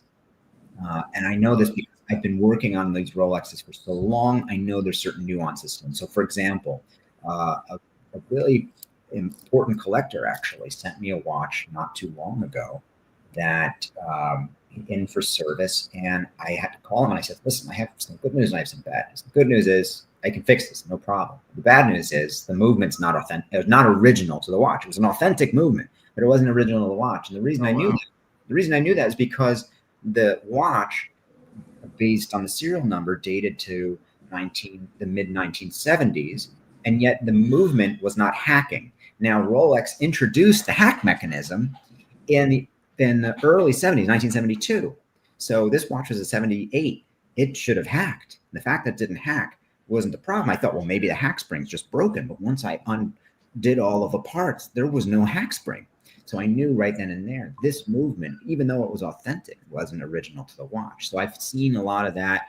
You know what? Let me revise my statement. In terms of inauthentic parts, I actually see a lot of hands that are not original. Oh, interesting. Sometimes you get a minute hand or an hour hand that's just not right. And those can oftentimes fly by even experienced collectors because they're very nuanced in terms of dimensional characteristics, in terms of manufacturing, that can give me you just have to have have seen thousands of these hands to know what's a right one, what's a wrong one. And so a lot of times that'll happen. Yeah. There's a testimony from other people that they think that my hands aren't original. Show me your hands, Daniel. Show me your hands. Where they've been. So the hands are probably the first things that probably go on these old vintage watches, right? Well, a lot of times, if, for example, there's some water ingress or some moisture under the crystal, it can affect the luminance of the hands, and the hands will change color at a different rate as the dial, and so they'll try to replace them. They'll try, so it's possible that that's why you see hands that are changed out a little bit more often than other parts. Did Rolex watches always hack in the vintage times? Oh, No, I don't know this. Okay. Pre-1972, they did not. Okay. They introduced the hack in 72. username Mickey, thank you so much for the $5 super chat. Greg, submission just sent now. Thanks. Looking forward hearing from you. Awesome. Very nice, guys. The link to True Patina is in the chat. If you want to hire Greg for any work on your vintage Rolex, go fill out the form and or contact him via Instagram, or look into the dome. If you have a vintage Rolex watch, get yourself a true dome. It'll preserve kind of the integrity, the water resistant integrity of the watch. It's going to look good, and you can save your original crystal on the side. 100%. Great way to go. One final question, then we're just going to two short ones. Sure. This is the final question. Do you see vintage restoration as the future of sustainable watchmaking? Wow. Good question.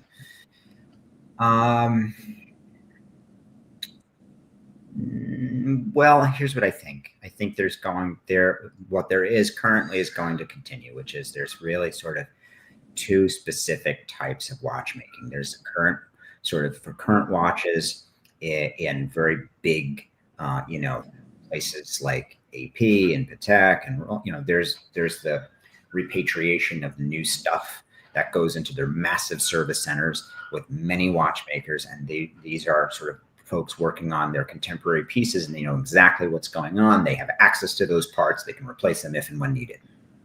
But you're also going to have the folks in the vintage place where, the reality is that even though these brands sort of are dissuading independent watchmakers from being in existence because they're trying to make part sourcing impossible, which really sucks. But even though that's the case, the reality is that these brands don't really have the capacity to service all of their new stuff and their vintage stuff. So I think there's always going to be a need for independent watchmakers, and in particular those who service vintage pieces. And then at that point, it's just about being that and deciding to focus on that niche market. I used to feel nervous about being just Rolex tutor only, that I should always take in other pieces too. But the reality is that because I've sort of become niche in that specific segment, people that have those watches and need them serviced and just reached out to me, and it's been pretty great in that sense. But there are obviously people that need Breitling serviced, and people that need AP and Patek serviced, and those watches have their own sort of, again, nuanced variations that watchmakers need to familiarize themselves with, and folks that work on them know. And so I think that my hope is that eventually brands will reopen up to the idea of kind of sharing the wealth a little bit here, and allow part accounts to be a little bit more readily available and accessible. But if that doesn't happen, I don't think it's the end of the world. I think we're still going to have a fairly robust market of people needing watches serviced. But also from the family of or community of watchmakers on your end of the border, fellow watchmakers in the same boat as you, even some that you may not know yet, that can be added to your community. They might know someone who might know someone that has that part, or they have a group of parts. Yeah, totally. And you work things out together. Yeah, 100%. Yeah, and saying that, I hope you bump into Felipe. Great guy. Yeah, absolutely. Yeah, absolutely. I just got two more final questions. What easy ones? What's your favorite Rolex model to work on? Ooh, excellent question. I love subs. I love the Submariner. Period. All right. Whether it's a new one or an older one, I love them all. But if I had to choose in particular, I really love the 1500 caliber. 1570 is probably my favorite movement. It can be a really finicky pain in the ass at times to get exactly right, but I've worked on so many of them at this point. Like I know all of their dirty little secrets, and I know how to like force them to work right, you know. But no, I love those, and I really also love the 3135s as far as the more contemporary movements go. Really great movement, very robust, very simple, sort of to get right when you know exactly what to do with them. And so I really enjoy working on those in particular, just because, you know, again, it's sort of my favorite reference, and I love the movements in them. Nice. So what year was the 1570s? Were they in the 70s? Were they in the 1970s? The 1530 is the base caliber. You have offshoots of that, but that was introduced in the 50s. Oh, there you go. Okay. In the late 50s, and it basically powered the Rolex tool watches from the late 50s all the way through the early 80s. So wow. It really is a workhorse, and it was a big you know, a big work. You know, it was in the GMTs, it was in the subs, it's in the date justs and the day dates. It's really the central workhorse for a lot of Rolex sport models. So all the way through, you know, through a few decades. So I love it. Yes. The watch that started and got me into this hobby, the Rolex Submariner, Love the 40 mil with Yep. fat lugs. Yeah. I love the charm of these fat lugs. The new ones, Yeah. slightly too big. Yeah. I feel. For me, a sub has to be 40 mil, and it has to have 20 millimeter lugs. Like it has. Yeah. To. All right. Like it just has to. You know, that's my personal preference. I think, you know, look, I love the proportions of the new one too, but definitely for me, a 40 millimeter is a proper sub, as they say. Yeah, I love the glide luck on this. It's so Good. advanced. Just such a mind blowing piece of tech. And the movement in those is the 3135. It's great movement. What year is that, Tim? This is from 2017. Okay. Nice. The watch that got me into this hobby. This is why we're doing this show tonight. I just want to show you one picture here. This is from a great supporter of the show. He just recently got himself a day date. Nice. With the diamond dial. Just a beautiful, beautiful day date. Champagne diamond dial, leather strap. Just a robust watch. Yeah. Yeah.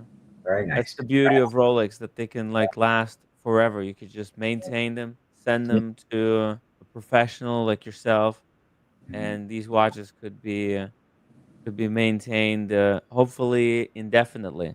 Yeah. If we get to the point where, hey, you know, I love what you've done with the True Dome. Thank you. Because it Rolex doesn't want to give us this part. Okay, we'll go out there. There's savvy people like yourself. They're gonna create, like they're not. You know, it's not hiding that it's not an original, Right. but it's as true to the original one as possible, Yeah. and it allows people to enjoy those vintage watches to this day. Because, yeah, like this, the the feel of the modern, it's great, it's solid, but those vintage watches, they've got a different feel. They're so much lighter on the wrist.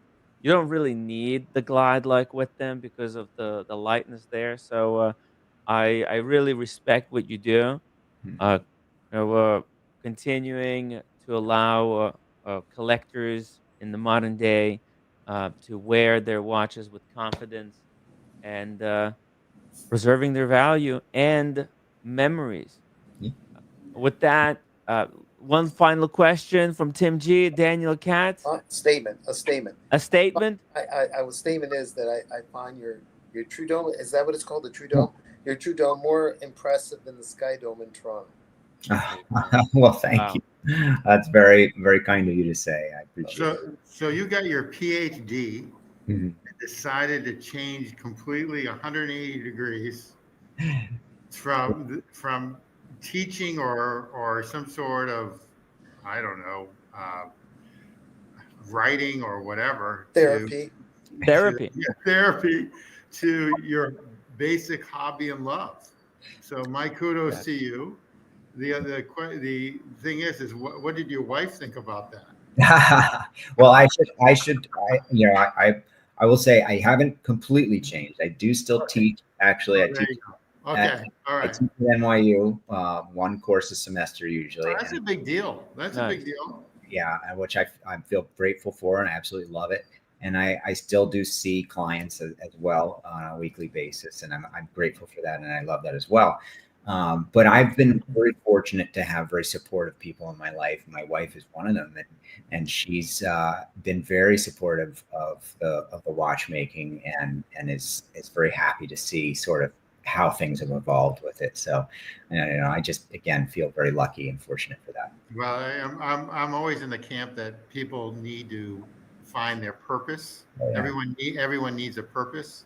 Everyone. That way, forever you have something to Totally. Yeah. gauge yourself on. Absolutely. So. Absolutely. Thanks.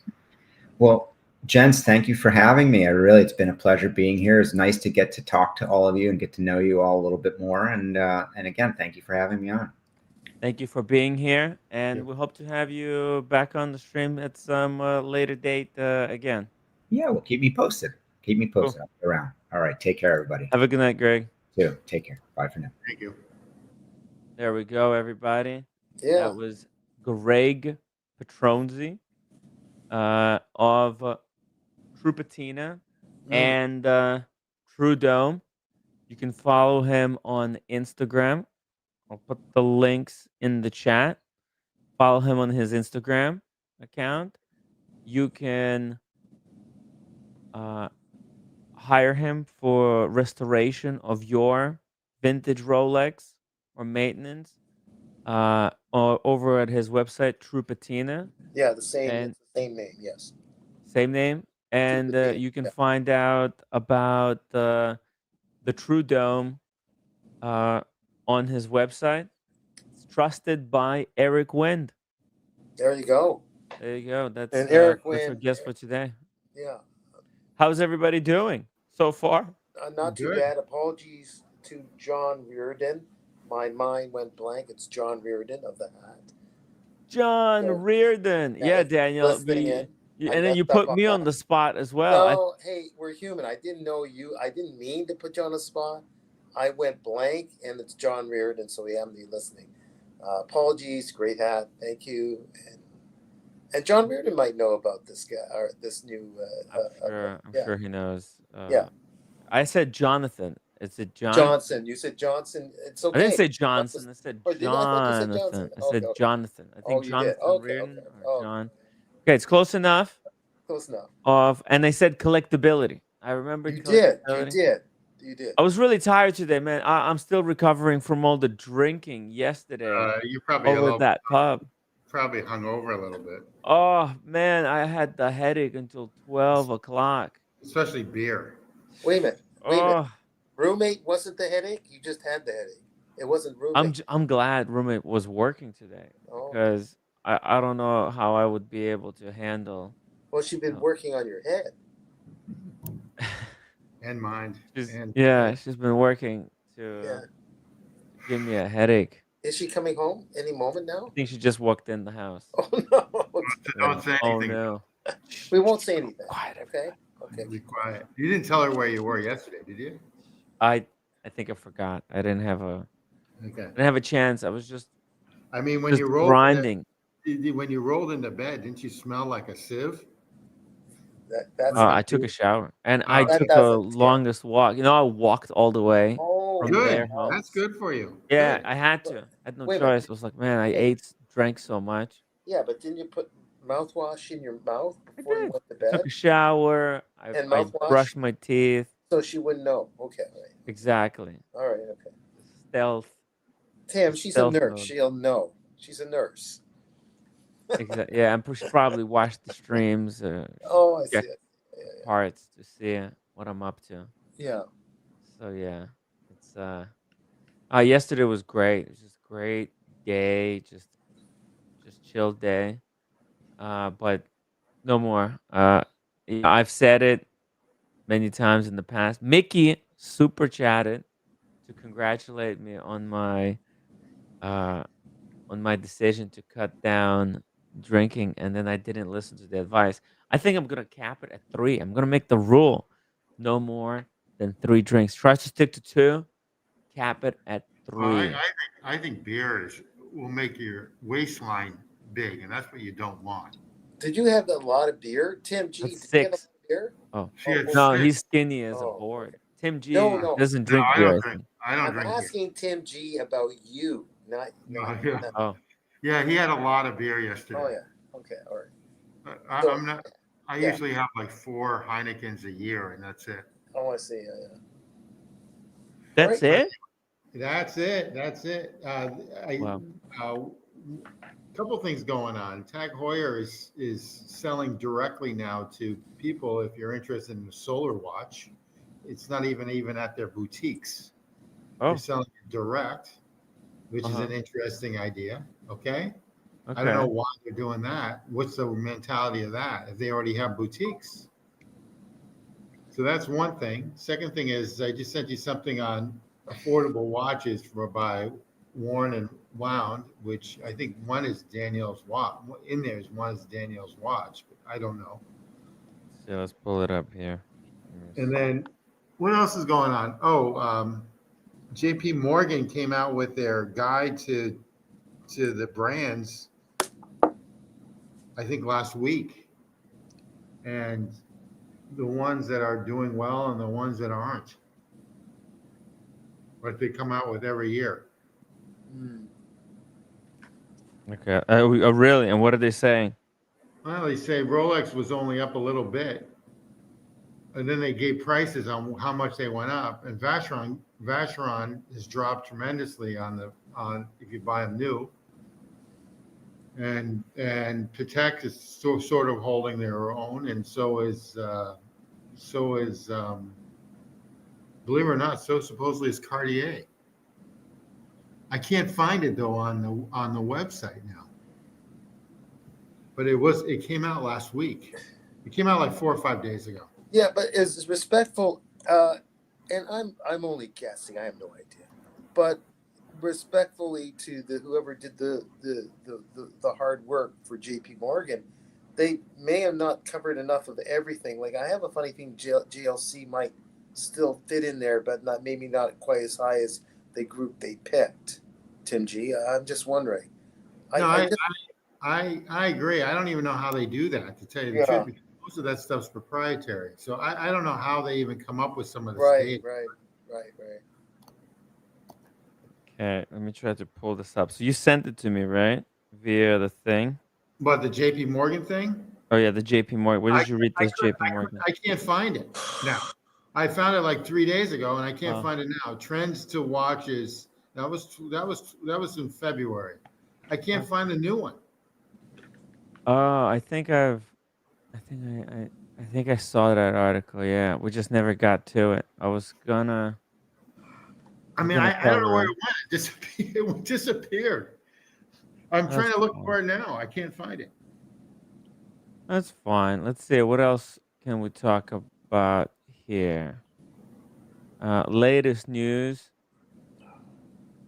Oh, you guys want to see this Denison watch that came out? Isn't that beautiful? I did see the dial. Did you see it, Tim G? Let's take a look at this. It's like a rainbow in a way. If I remember correctly, it's kind of like many colors phase into each other. Yeah. Look at that. It's a black mother of pearl, actually. Oh yeah. Right. It is an actual stone, or they mix the stone with other stone, and they cut it up into a mosaic. Oh, I see. Right. Okay. That's what they did, and put the mosaic together like bricklaying, like those bricks, and it creates this wild effect. Paired it with a really nice leather strap. Yeah. Wow. Denisons are so creative. Yeah. They just know. Just continuing to bring out stunner after stunner. This is a Time and Tide collab, I believe.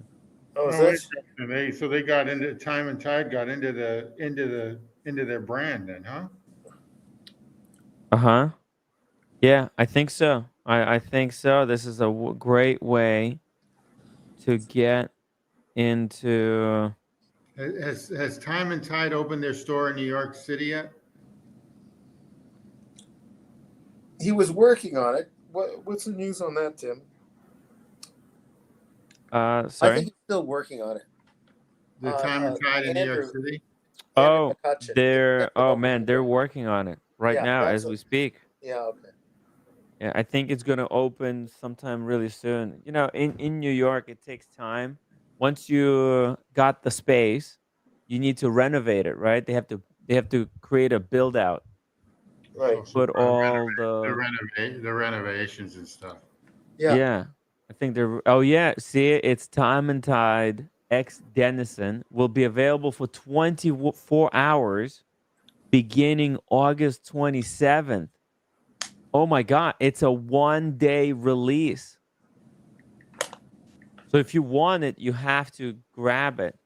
You can't just sit on it forever. Let's listen to the video here. Check this out. This is a video explaining the release. Let's play it together. They're in Wow. Switzerland, I guess. Yeah, I think this is where they came up with the idea.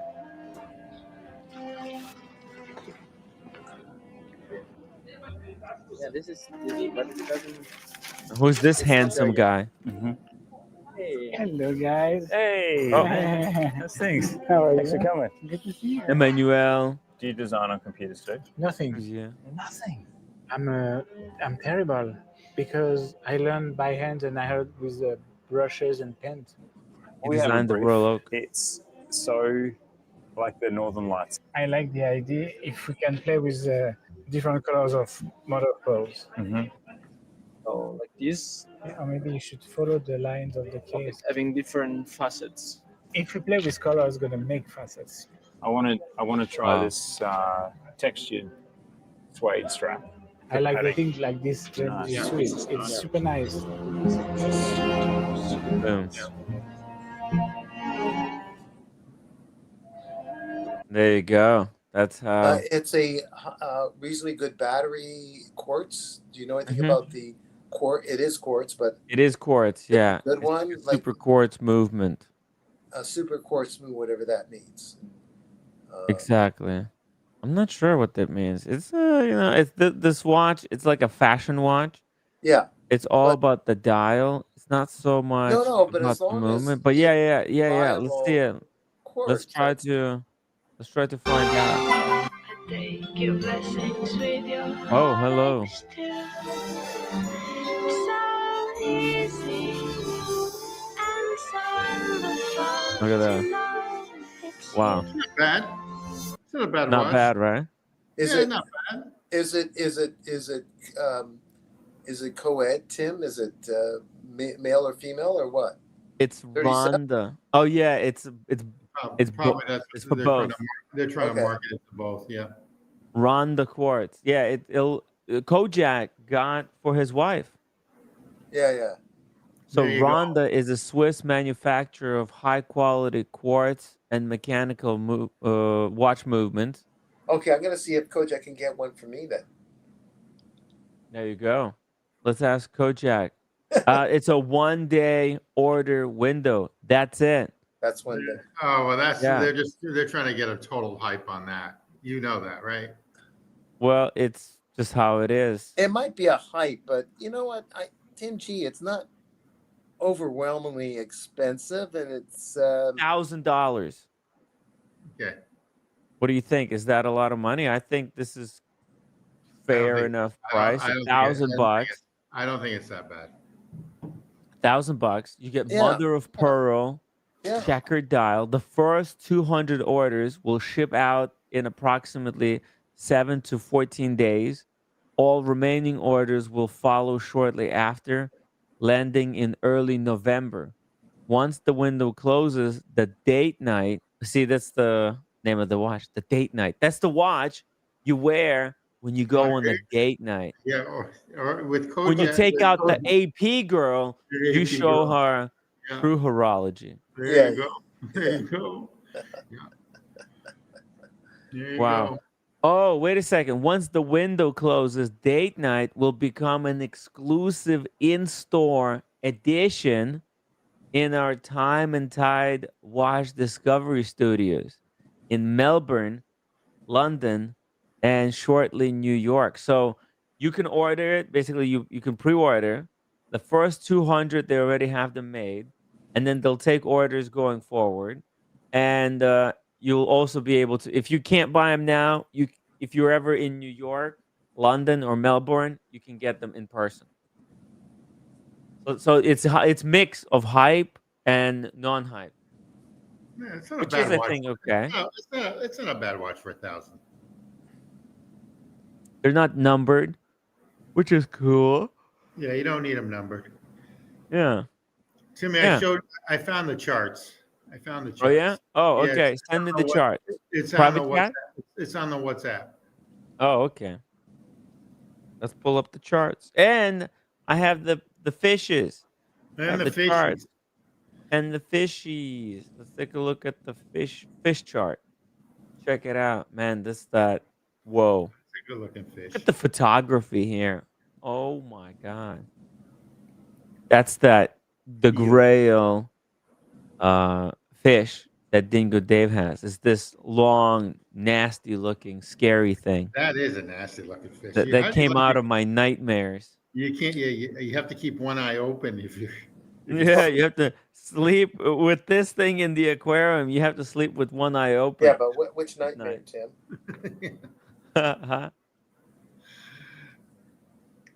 What'd you say, Daniel? Which nightmare did it come out of? Oh man, it's Last night? maybe last night. Doesn't matter. Yesterday, I was just too drunk to dream about anything. I just went straight to morning. Oh, you just went straight to morning with the headache, yeah. Yeah. There's no dreams, unfortunately. I wish there was some dreams, but Oh, by the way, you do know that Uda Erica visited, the chat. She was watching us for a while. Uda Erica, your guest. The Erica? Yeah, she was in the chat. She said hi to us in the chat. Yeah. Let's say hi to Erica. She's really sweet. She said hi to. Oh, here, hold on. Whilst I'm pulling it up. She's already said hello to everybody. Yeah, she said hi to the crew. That's right. Look at this. Hi, party people. Always. She says, I always know where to find Tim. Hey, 5 o'clock, like the clockwork. I'm here for at least 3 hours. Said hi to Daniel, Greg, and Tim G. Yeah. I sent her a little shout out as well. It was good to see Mickey making an order or taking an order with this is only my conjecture, but the story behind her world of fragrance is very very deep, possibly, because this thing about horses is like almost being a horse whisperer. Yes. Mentioning that she's a horse whisperer. If she's that good with horses, that she's practically a horse whisperer. She knows. I mean, horses are wonderful. They're wonderful creatures. Yes. Yeah, and she's an expert horse rider. She's to be really good. Yeah, and to be an expert horse rider, to me, she's got to be somewhat of a whisperer, I think. Yeah. She knows how to communicate. Yeah. If she knows how to communicate with the horse, she knows how to communicate with Tim Wright. Double D says, well, sometimes 5:05, 5:07, and even 5:15. Yes, I've been late. I've been late. I've been later than that. Oh, I see. Hey, also shout out to Mr. G. Oh, hello, Mr. G. So here we go. Check this out, guys. Watch charts, July 2020. 2025 watch market update. What Well, I'm gonna, happened yeah. in June? Sorry, June. For the fourth month in a row, the picture of performance at the top remains mixed. The watch chart's overall index fell by 0.1%. Prices for Rolex fell by 0.2 and for AP by 0.3%. However, Patek rose by 0.6. I have a hard time with that with Patek because Mhm. the Calatrava models, which I love, are not on the secondary market aren't doing very well. They're actually gone down more. So I have a hard time with that. Maybe their Cubit is so hot, they're so priced in the secondary market. And their new model, and obviously, There's a possibility that when those prices went up, because see, we're looking at the listings, right? But what yeah, they're analyzing is the final sales price. So there's a possibility there was all these delusional people that listed their Calatravas for some ridiculous price and they just never sold. And the ones that sold for closer to the real price. And now people are just readjusting their prices more to actually get a sale finally. Right? yeah, That's a possibility. that could be it. You never know with this stuff. Whoa. Oh, this is the performance by brand in Yeah, June look at Vacheron. 2025. That's what really Wait a bugs minute. me. I thought that was my virility. Okay. Whoa. Your virility is here at the No, front. no, that went down there Oh, the Hublot. where everything dropped. Isn't that the thing where it goes down below zero? That's what I thought it was. Okay. Did you see? I think my virility went down when I saw this brand new Hublot 5. It's called the 5 mil because it costs 5 mil. Check it out. Oh no. Oh Boom. no, no, no. No, no, Welcome to that's the too new that's too world. that's too Liberace. Is that really a Hublot? It's Yeah, that's Hublot 5 mil. yeah, that's a good point. Um, uh, one billionaire after another would say, "Please," Tom Brady, for example, was probably wearing a bust down, not this one, but some other big bust down piece. Oh yeah, it was a Beauvais. When he was doing part of the presentation for the Super Bowl. And he probably was just hoping the shortest time to get that watch off his wrist because that's just not him. So, yeah, it's kind of crazy. But someone's going to buy it. Yeah, someone like Jay-Z, uh, maybe some other hip hop artist. This is a great, let's be honest, this is kind of a great uh watch, flex watch for, like Drake or one of these rappers who are Drake, just basking in money. I can see Drake buying a basketball team. I don't know if Drake would. I would at least today. I thought he had a little more humility than to wear something like this, but maybe I'm wrong. Double D says, I'm on the wait list for this one. I'm sure you are, Double D. I'm sure you are, man. Yeah, okay. Oh man. That's a good one. Okay. All right. It goes well with the rest of your collection. Yeah. That would just fit in perfect. Well, he's been doing a lot of push-ups, hasn't he, Tim? He's a bit, He does 100 push-ups just for fun, just to get warmed up. Yeah, so how many more does it do it for payment? So he does it for fun. By the way, when I'm working on, because I have trouble with my shoulder blades, it's not as powerful. I'm not going to have a perfect body, obviously, but those miniature push-ups actually work, Tim. Doing miniature ones where you're only going down a few inches, you still engage the whole body. And I've been taught this. It actually kind of works. Now, Double D might disagree. When we next have a conversation, we'll compare notes. But this is what I heard from people, that you get some powerful stuff. And doing the push-up right, of course, is important, where you got to get the shoulder blades flush to the back, elbows in, and all those good stuff, and keeping in your core. And for people like you and me, use your knees maybe. and you get a really perfect push-up. Have the knees on the ground. I had no choice. I It's can't healthy do it. I training, can't do healthy regular push-ups. Well, I've been yeah, doing. but it's called progression. It still works. It's progression until the stuff gets stronger. Have the knees down and do the push-ups. You know, Have roommate do a few, Tim. Daniel, I did arm workout today. Oh, you did. Yeah, with my busy schedule, I still found a way to throw in an arm workout. I was doing some hammer curls. Oh, those. Okay. I was doing some sitting dumbbells, alternative curls. Oh yeah. Okay. You see, you're stronger. Then I did a concentration curl. Okay. Oh, and I ended with some tricep. Oh, so back. you were on the yeah, good. I think you mean the trapezius. That's in the back. The trapezius and maybe kickback. a little bit of the triceps. Yeah, you're right. Triceps here. in the traps. And Danielle, I like the yoga stuff you put on the community. On the community. Yeah, I heard where you're going there, Tim G. But there is some good stuff there. It was good. It was actually good. Yeah, I'll try it sometime. Captain Kirk says, Tim, do we have proof? Here's the proof. Oh yeah. There you go. I'm gonna be growing these guns.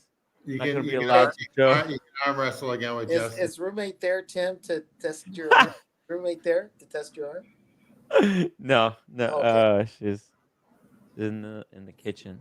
Because maybe sounds she'll like she's preparing something. like bang your own arm, like bang your watch, bang your own arm. Chest. Bang that roommate.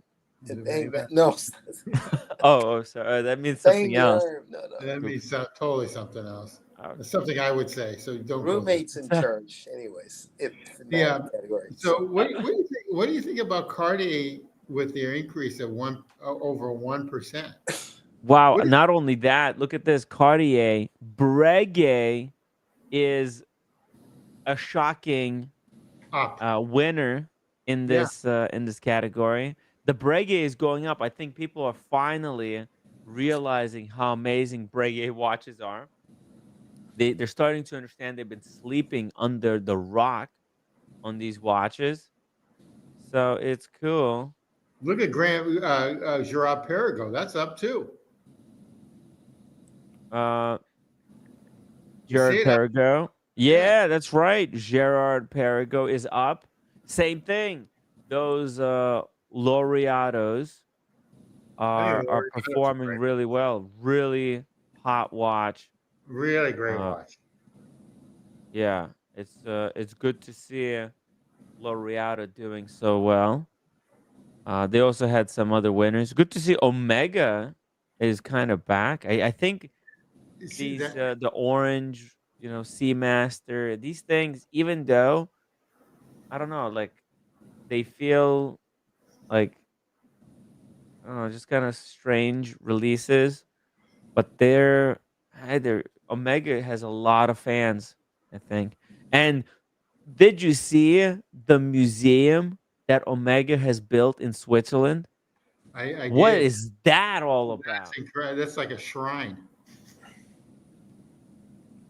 I did. That's incredible. What in the world?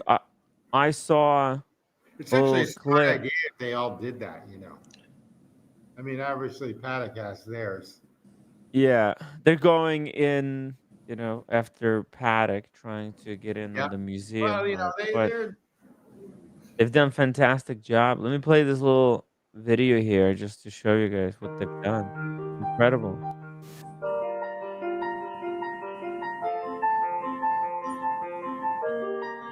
They got some equipment that they've used, the NASA equipment that they have. They collected their what's it called? Their technology for Olympics.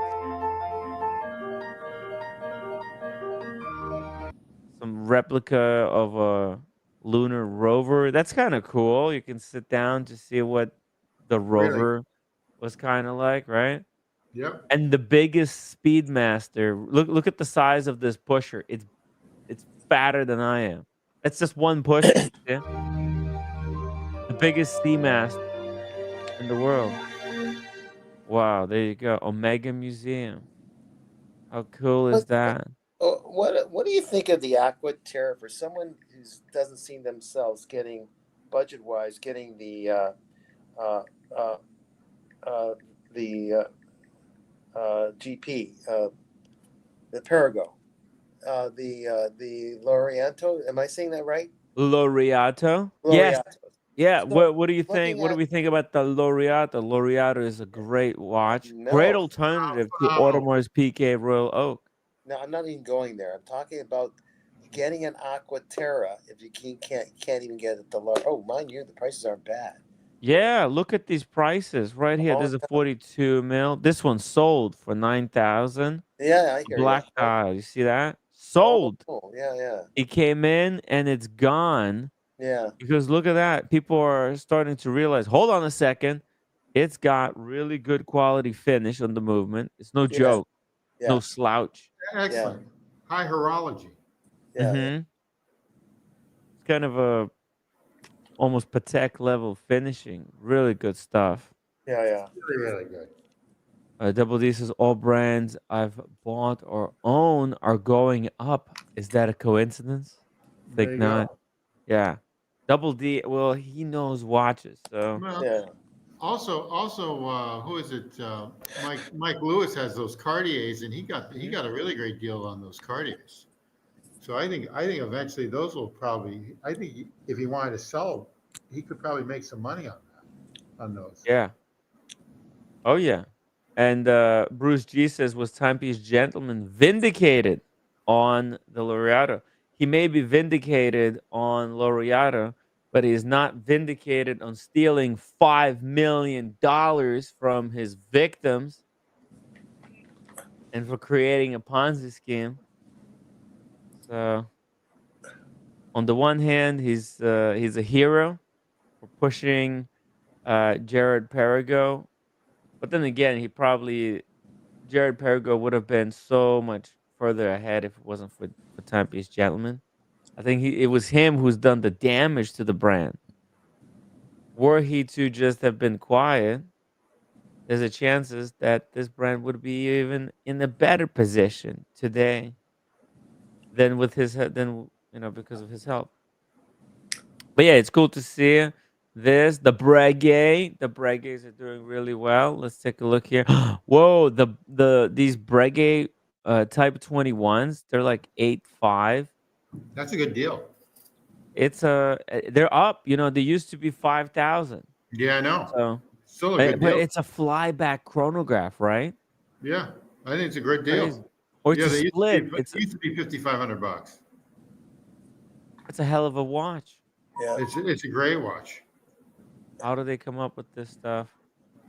Look at this. I Solid think that gold ones. stuff- Look at that. Oh man, these are getting expensive. Yeah, they're going to be expensive. Wow. That used to Oh be a lot cheaper. wow.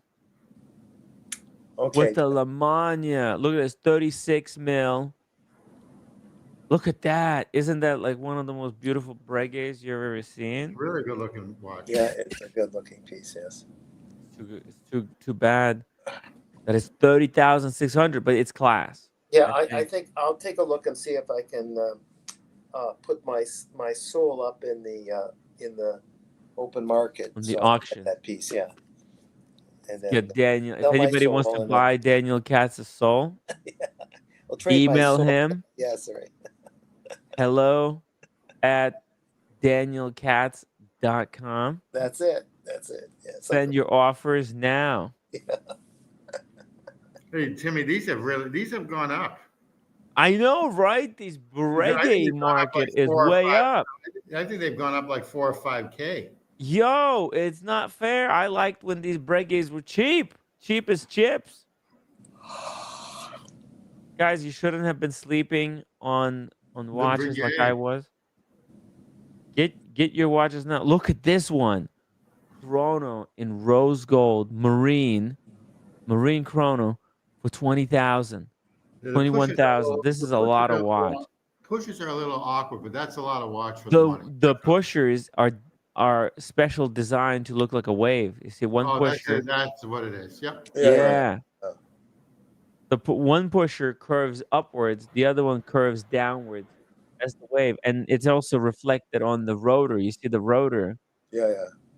is shaped like a wave because it's a marine. It's their water resistant kind of a seafarer. Oh, here, Double D has an offer. Shout out to Double D.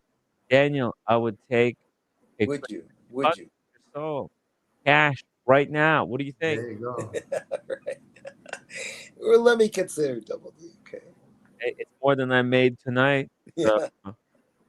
uh, that sounds like a deal. I wouldn't refuse it. Don't say no just yet. We Yeah. call this the dog days of summer.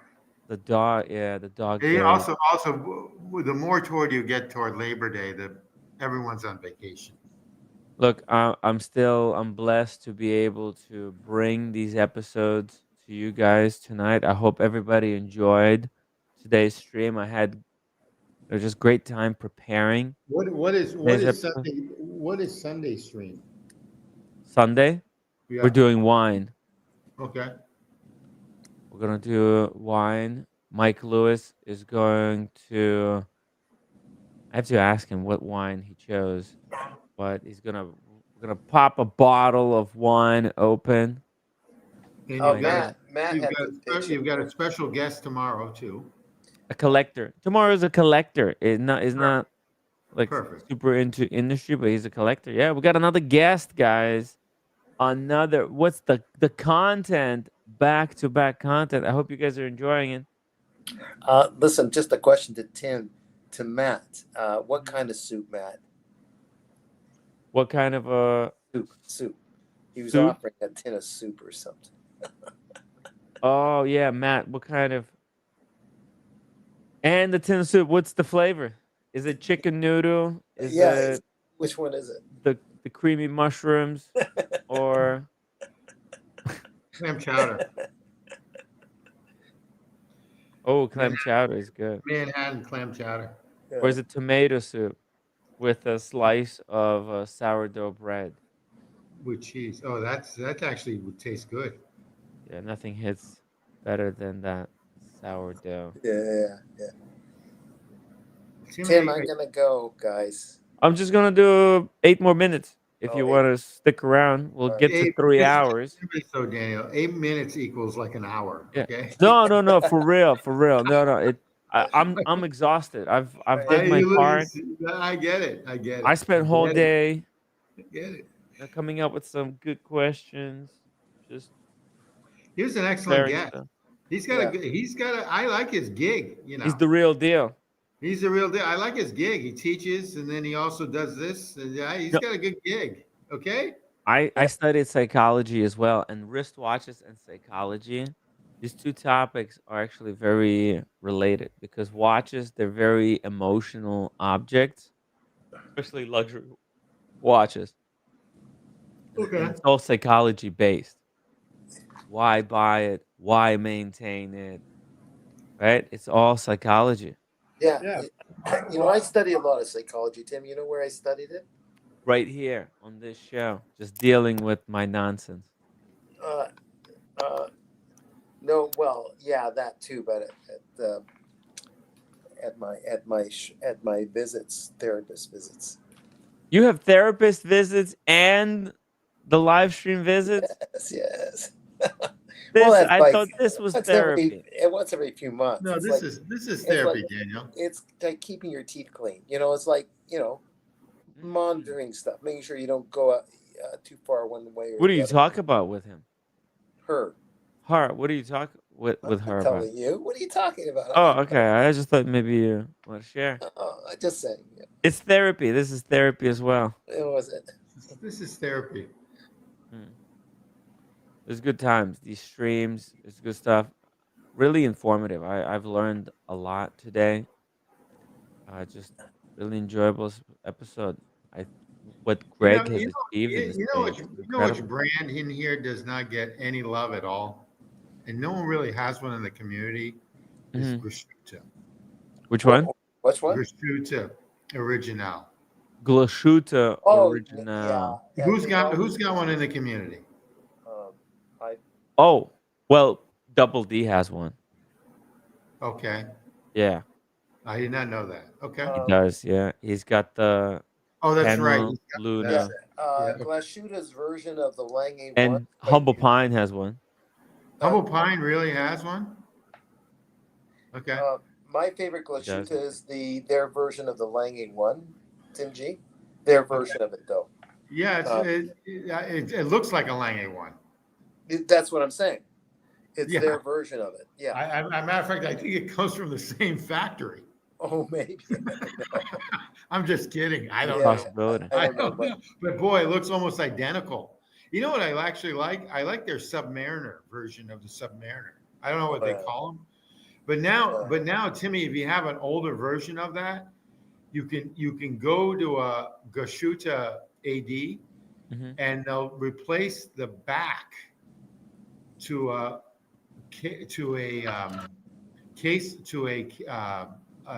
visible case back for the movement. What? Yeah. Really? Yeah, this is a big deal. So if you have the smaller version, the new ones have the open case back. The old one like last year has a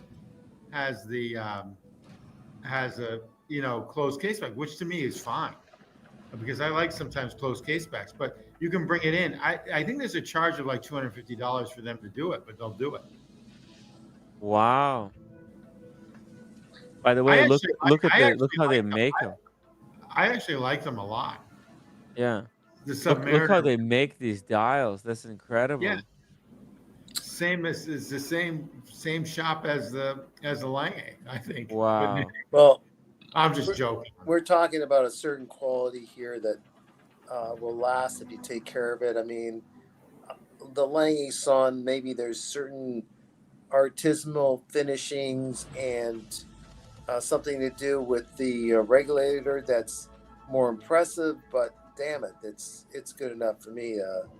The Glashuta Original. Wow. For a few $1,000 less than the Lange Son. Yeah, Dave 541 in the chat watches Switzerland. When I went in the Greenwich Connecticut store, and I was talking to the ADs, they were all, after a while, when I was with them for like 20 minutes, 30 minutes, they all started to open up and say how much that they were being douched upon by Watches of Switzerland because they were with Breckenridge before, some of them. And they just didn't like the idea of what was going on. So they were disgruntled. Let's put it that way. It wasn't a good chat. As a matter of fact, I'm so impressed with the Glashuta Original that I'll permit Double D to get me one for my birthday. Yeah, that's a good idea. I actually like them a lot. I think this is a great brand. I think this is a totally underrated brand. Totally underrated. Yeah.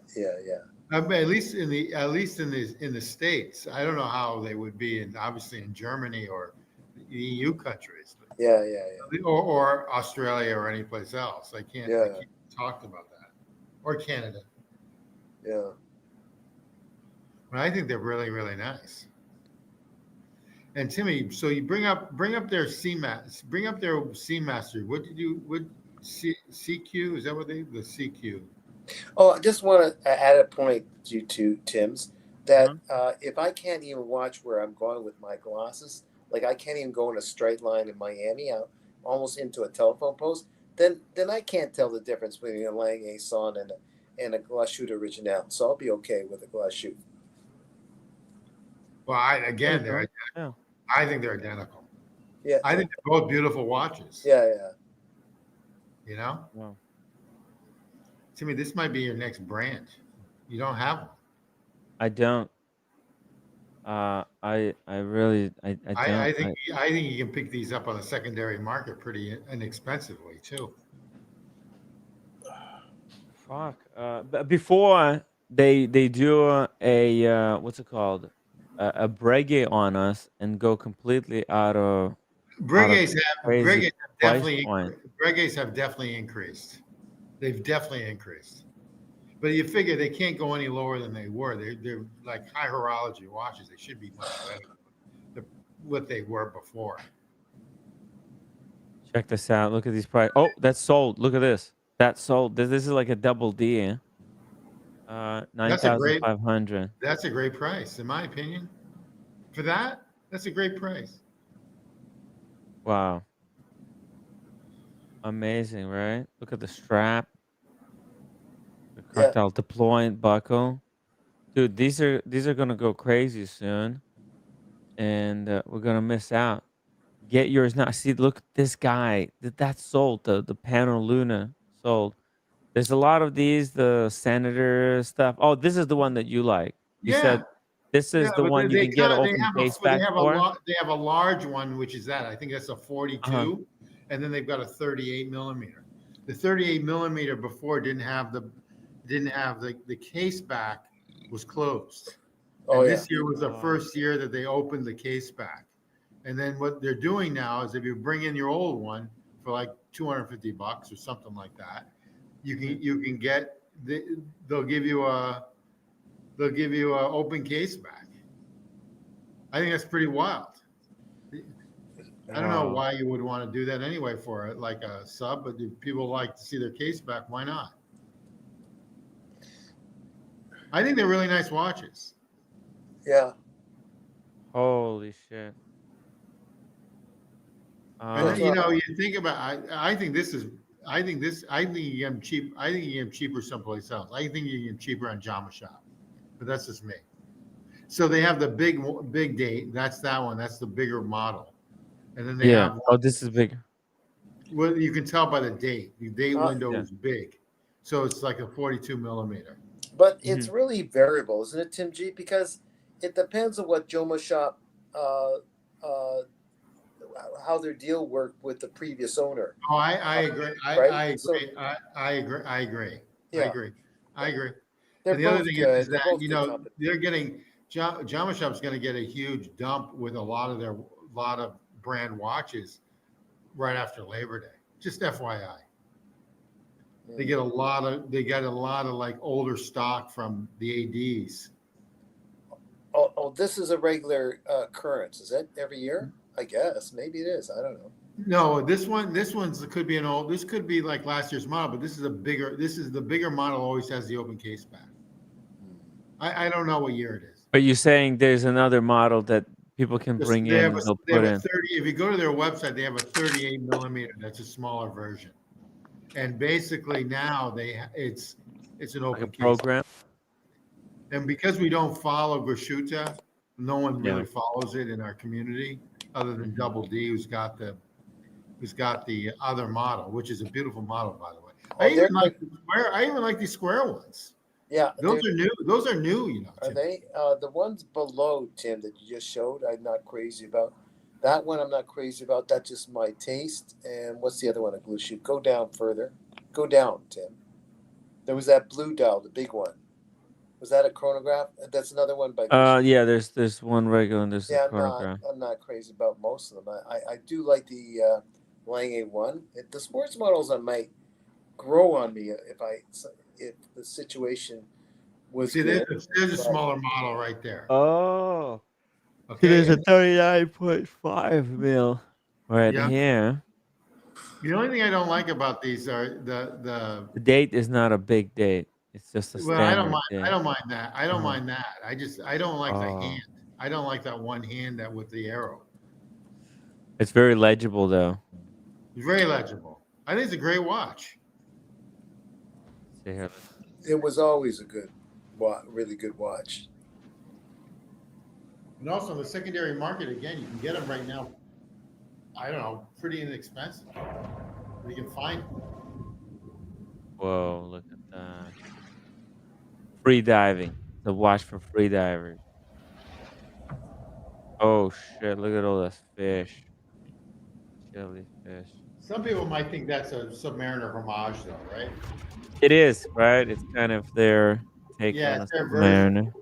But I think their movement is I shouldn't say better. It's better finished. 100% better finish. 100%.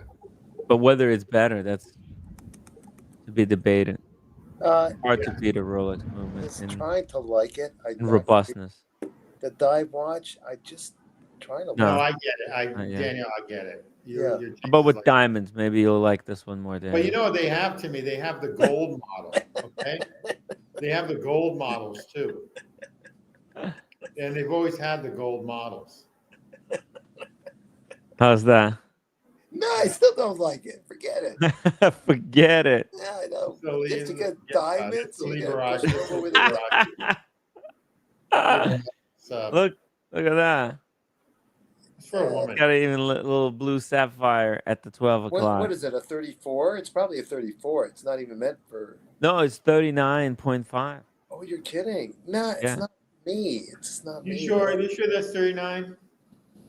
You See, sure? there's a new case back on the 39s. The lady in the stilettos would be all over you with this one. Yeah, I'm sure she would. But Tim, if it's hidden in the indices, I could say yes. Like what was it username Mickey has on his Rolex? It's Yeah. on the indices. Oh, The there's diamonds are David. on the That was Dingo Dave. Oh, Dingo Day. Okay. He's got the diamond dial on the day with Yeah, the but that fluted works. bezel. But it works, doesn't it? Yeah. It's subtle. That's It's an more icon. subtle. Yeah. And it's subtle. You like it's This is watch for a lady. It's a lady watch. Yeah, To be well, honest. and Sports all the watch for- ladies that I know don't care to wear. I like that green one, Timmy. A sports lady, probably someone who does a lot of yoga. She really takes care of herself. She maybe does Pilates as well. Yeah. Really different. Maybe running and maybe a lot of swimming, surfing. Definitely surfing is something she's doing a lot. Probably an You mean, independent woman. or a woman that does a lot of grifting. Or a lot of grifting, yeah, or sugar baby, right? She probably a sugar baby. She spends most of her time with her sugar daddy, and sugar daddy probably just bought it for her as just a gift, for spending. Timmy, that's a good-looking watch.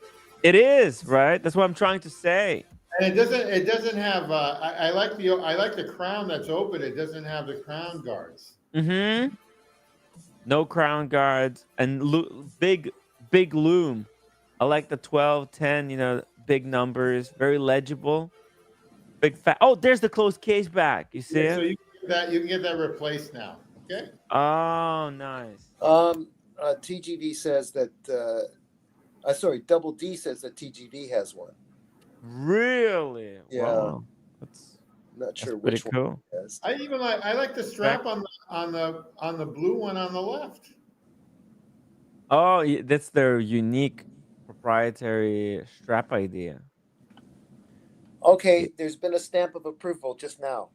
A stamp of approval just came. Mr. G says that it looks great. Yeah, he likes. All right. See, I don't think anyone in the community has this watch. That's perfect. You know what? Really, nobody. That blue bezel. Nobody. That There's a single nobody. person I know that has this watch. The blue bezel. Anybody? I put it on at a boutique. Yeah. Not a boutique. Well, one of the Torno stores or whatever, but not. I've never seen it on anybody. Never. Nothing wrong with it. Yeah. Looks great, actually. That's the glass shoot. Yeah. I think it is a better finish than the Submariner. However, I like the Submariner better. And most people would pick the Submariner before this. Yeah. Yeah. If this was given to me for free, I would take it.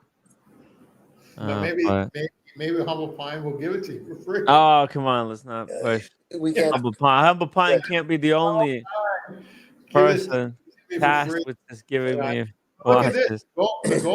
The gold model looks good with the rubber strap. Whoa! Speaking of big money, Mike Hammer dropping $20 super chat. Thank you so much, Mike. Really appreciate the super chat. Wait a minute. Which one's the CQ? Is that one of the? That's what this is.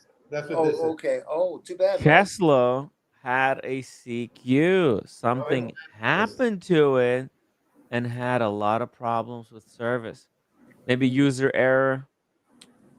Kelso maybe has been who knows what he was doing with that watch? But Need to ask him about it. Yeah, Kessler, Yeah, right? Kesselowitz. Yeah. Should I reach out to Kesslowitz, ask him to? He's busy though with the Happy Jewelers. He's Okay. working now. He's It's busting working. his ass at the. Check this out. Let me show you something, guys. Kessler is just killing it.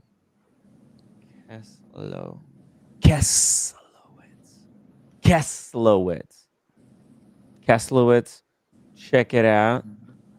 He is. Look at this. He's working at the Happy Jewelers with the guys Yeah. who. Yeah, and he met the man himself, Oh, I see. the guy who's responsible for the rise of Aventi watches. You think he's not responsible for that? He's not. He's not responsible. Look, he promoted them. He didn't know it was going to turn out. And good Everyone- on everyone producer Michael promoted. for removing all those video references to Aventi. Good on him. Actually, that's what the other YouTubers who are promoting, who have videos of Aventi watches should do. Remove any promotional material of Aventi. I respect producer Michael for doing that. Getting rid of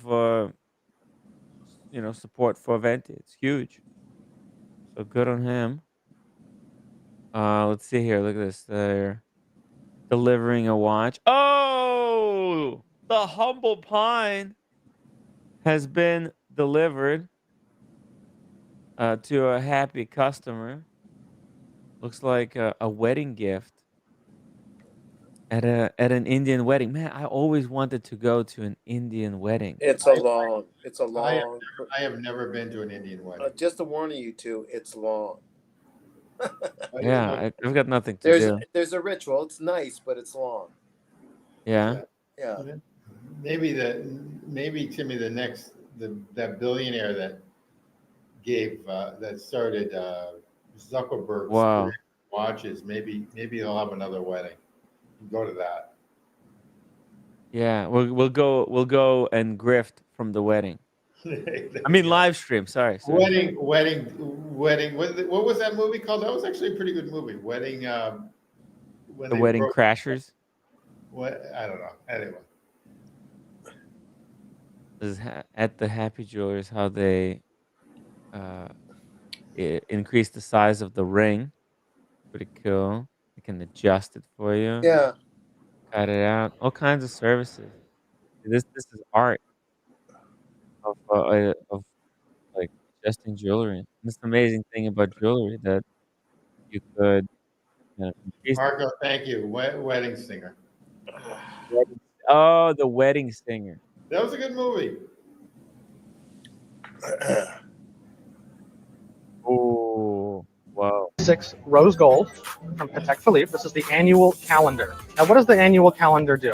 Well, it's going to tell you day, date, It's with that sector dial. What a sexy piece. and month. On a lot of calendar pieces, they're going to have an issue with the odd months. Remember, 5 months out of the year don't end in 31. So Patek Philippe invented the annual calendar, which is going to tell you all of those odd months correctly. It knows when to skip past to the first date. So on the annual calendar, you only have... Beautiful. We love the annual calendar, guys. Go get yourself one. Yeah, Thank you. She blew me off. I was supposed to see her in October, and then we stopped talking. What happened? Nothing. No, they just responded to a chat. Okay. Okay. Wristwatchholic says, I think Kessler's CQ fell off its crown. Oh, the crown fell off. What? And Oh, that's Wristwatchholic's 321 crown fell off. Oh wow, that's not good. Okay. We got to wrap it up, though, guys. It's been a fun show. See, Danielle, it was an hour more. See, I told you. Yeah, You're it's even- All right. longer. All right. I said, yeah, well, we were having fun. I think we were all having fun there, Daniel, but we have to end. Yes. Time flies. Thank you guys for tuning in. Thank you for watching. Let's just play the outro. A Everyone little bit of that says music, no jail Yeah. time. guys. Guys, all right, folks. That's going to wrap up tonight's episode of Talking Watches. Huge thank you to Tim G for always bringing his sharp takes, and Daniel Katz for keeping the laughs and the energy flowing as always. And of course, a very special thank you to Greg Petronzi who joined us tonight. Greg, it was incredible to hear your insights, your passion for vintage, and to share your journey with us all. And importantly, thank you, everyone who tuned in live, who super chatted, upvoted, and kept the grift alive. Whether you stayed for 5 minutes or for full 3 hours, you're taking part of the Talking Watches crew, and this show wouldn't exist without you. Okay. You wanted to say something, Daniel? No, just goodbye to roommate. I'm sure he's made you a great dinner.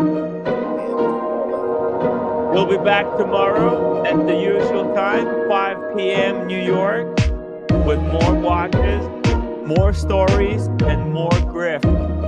Until then, keep your watches wound, your bezels aligned, and your humor fully funky. MG, you got any final words? He left. He's gone, okay. This is Tim Wright, signing off from New York. Good night. And grift responsibly, everybody.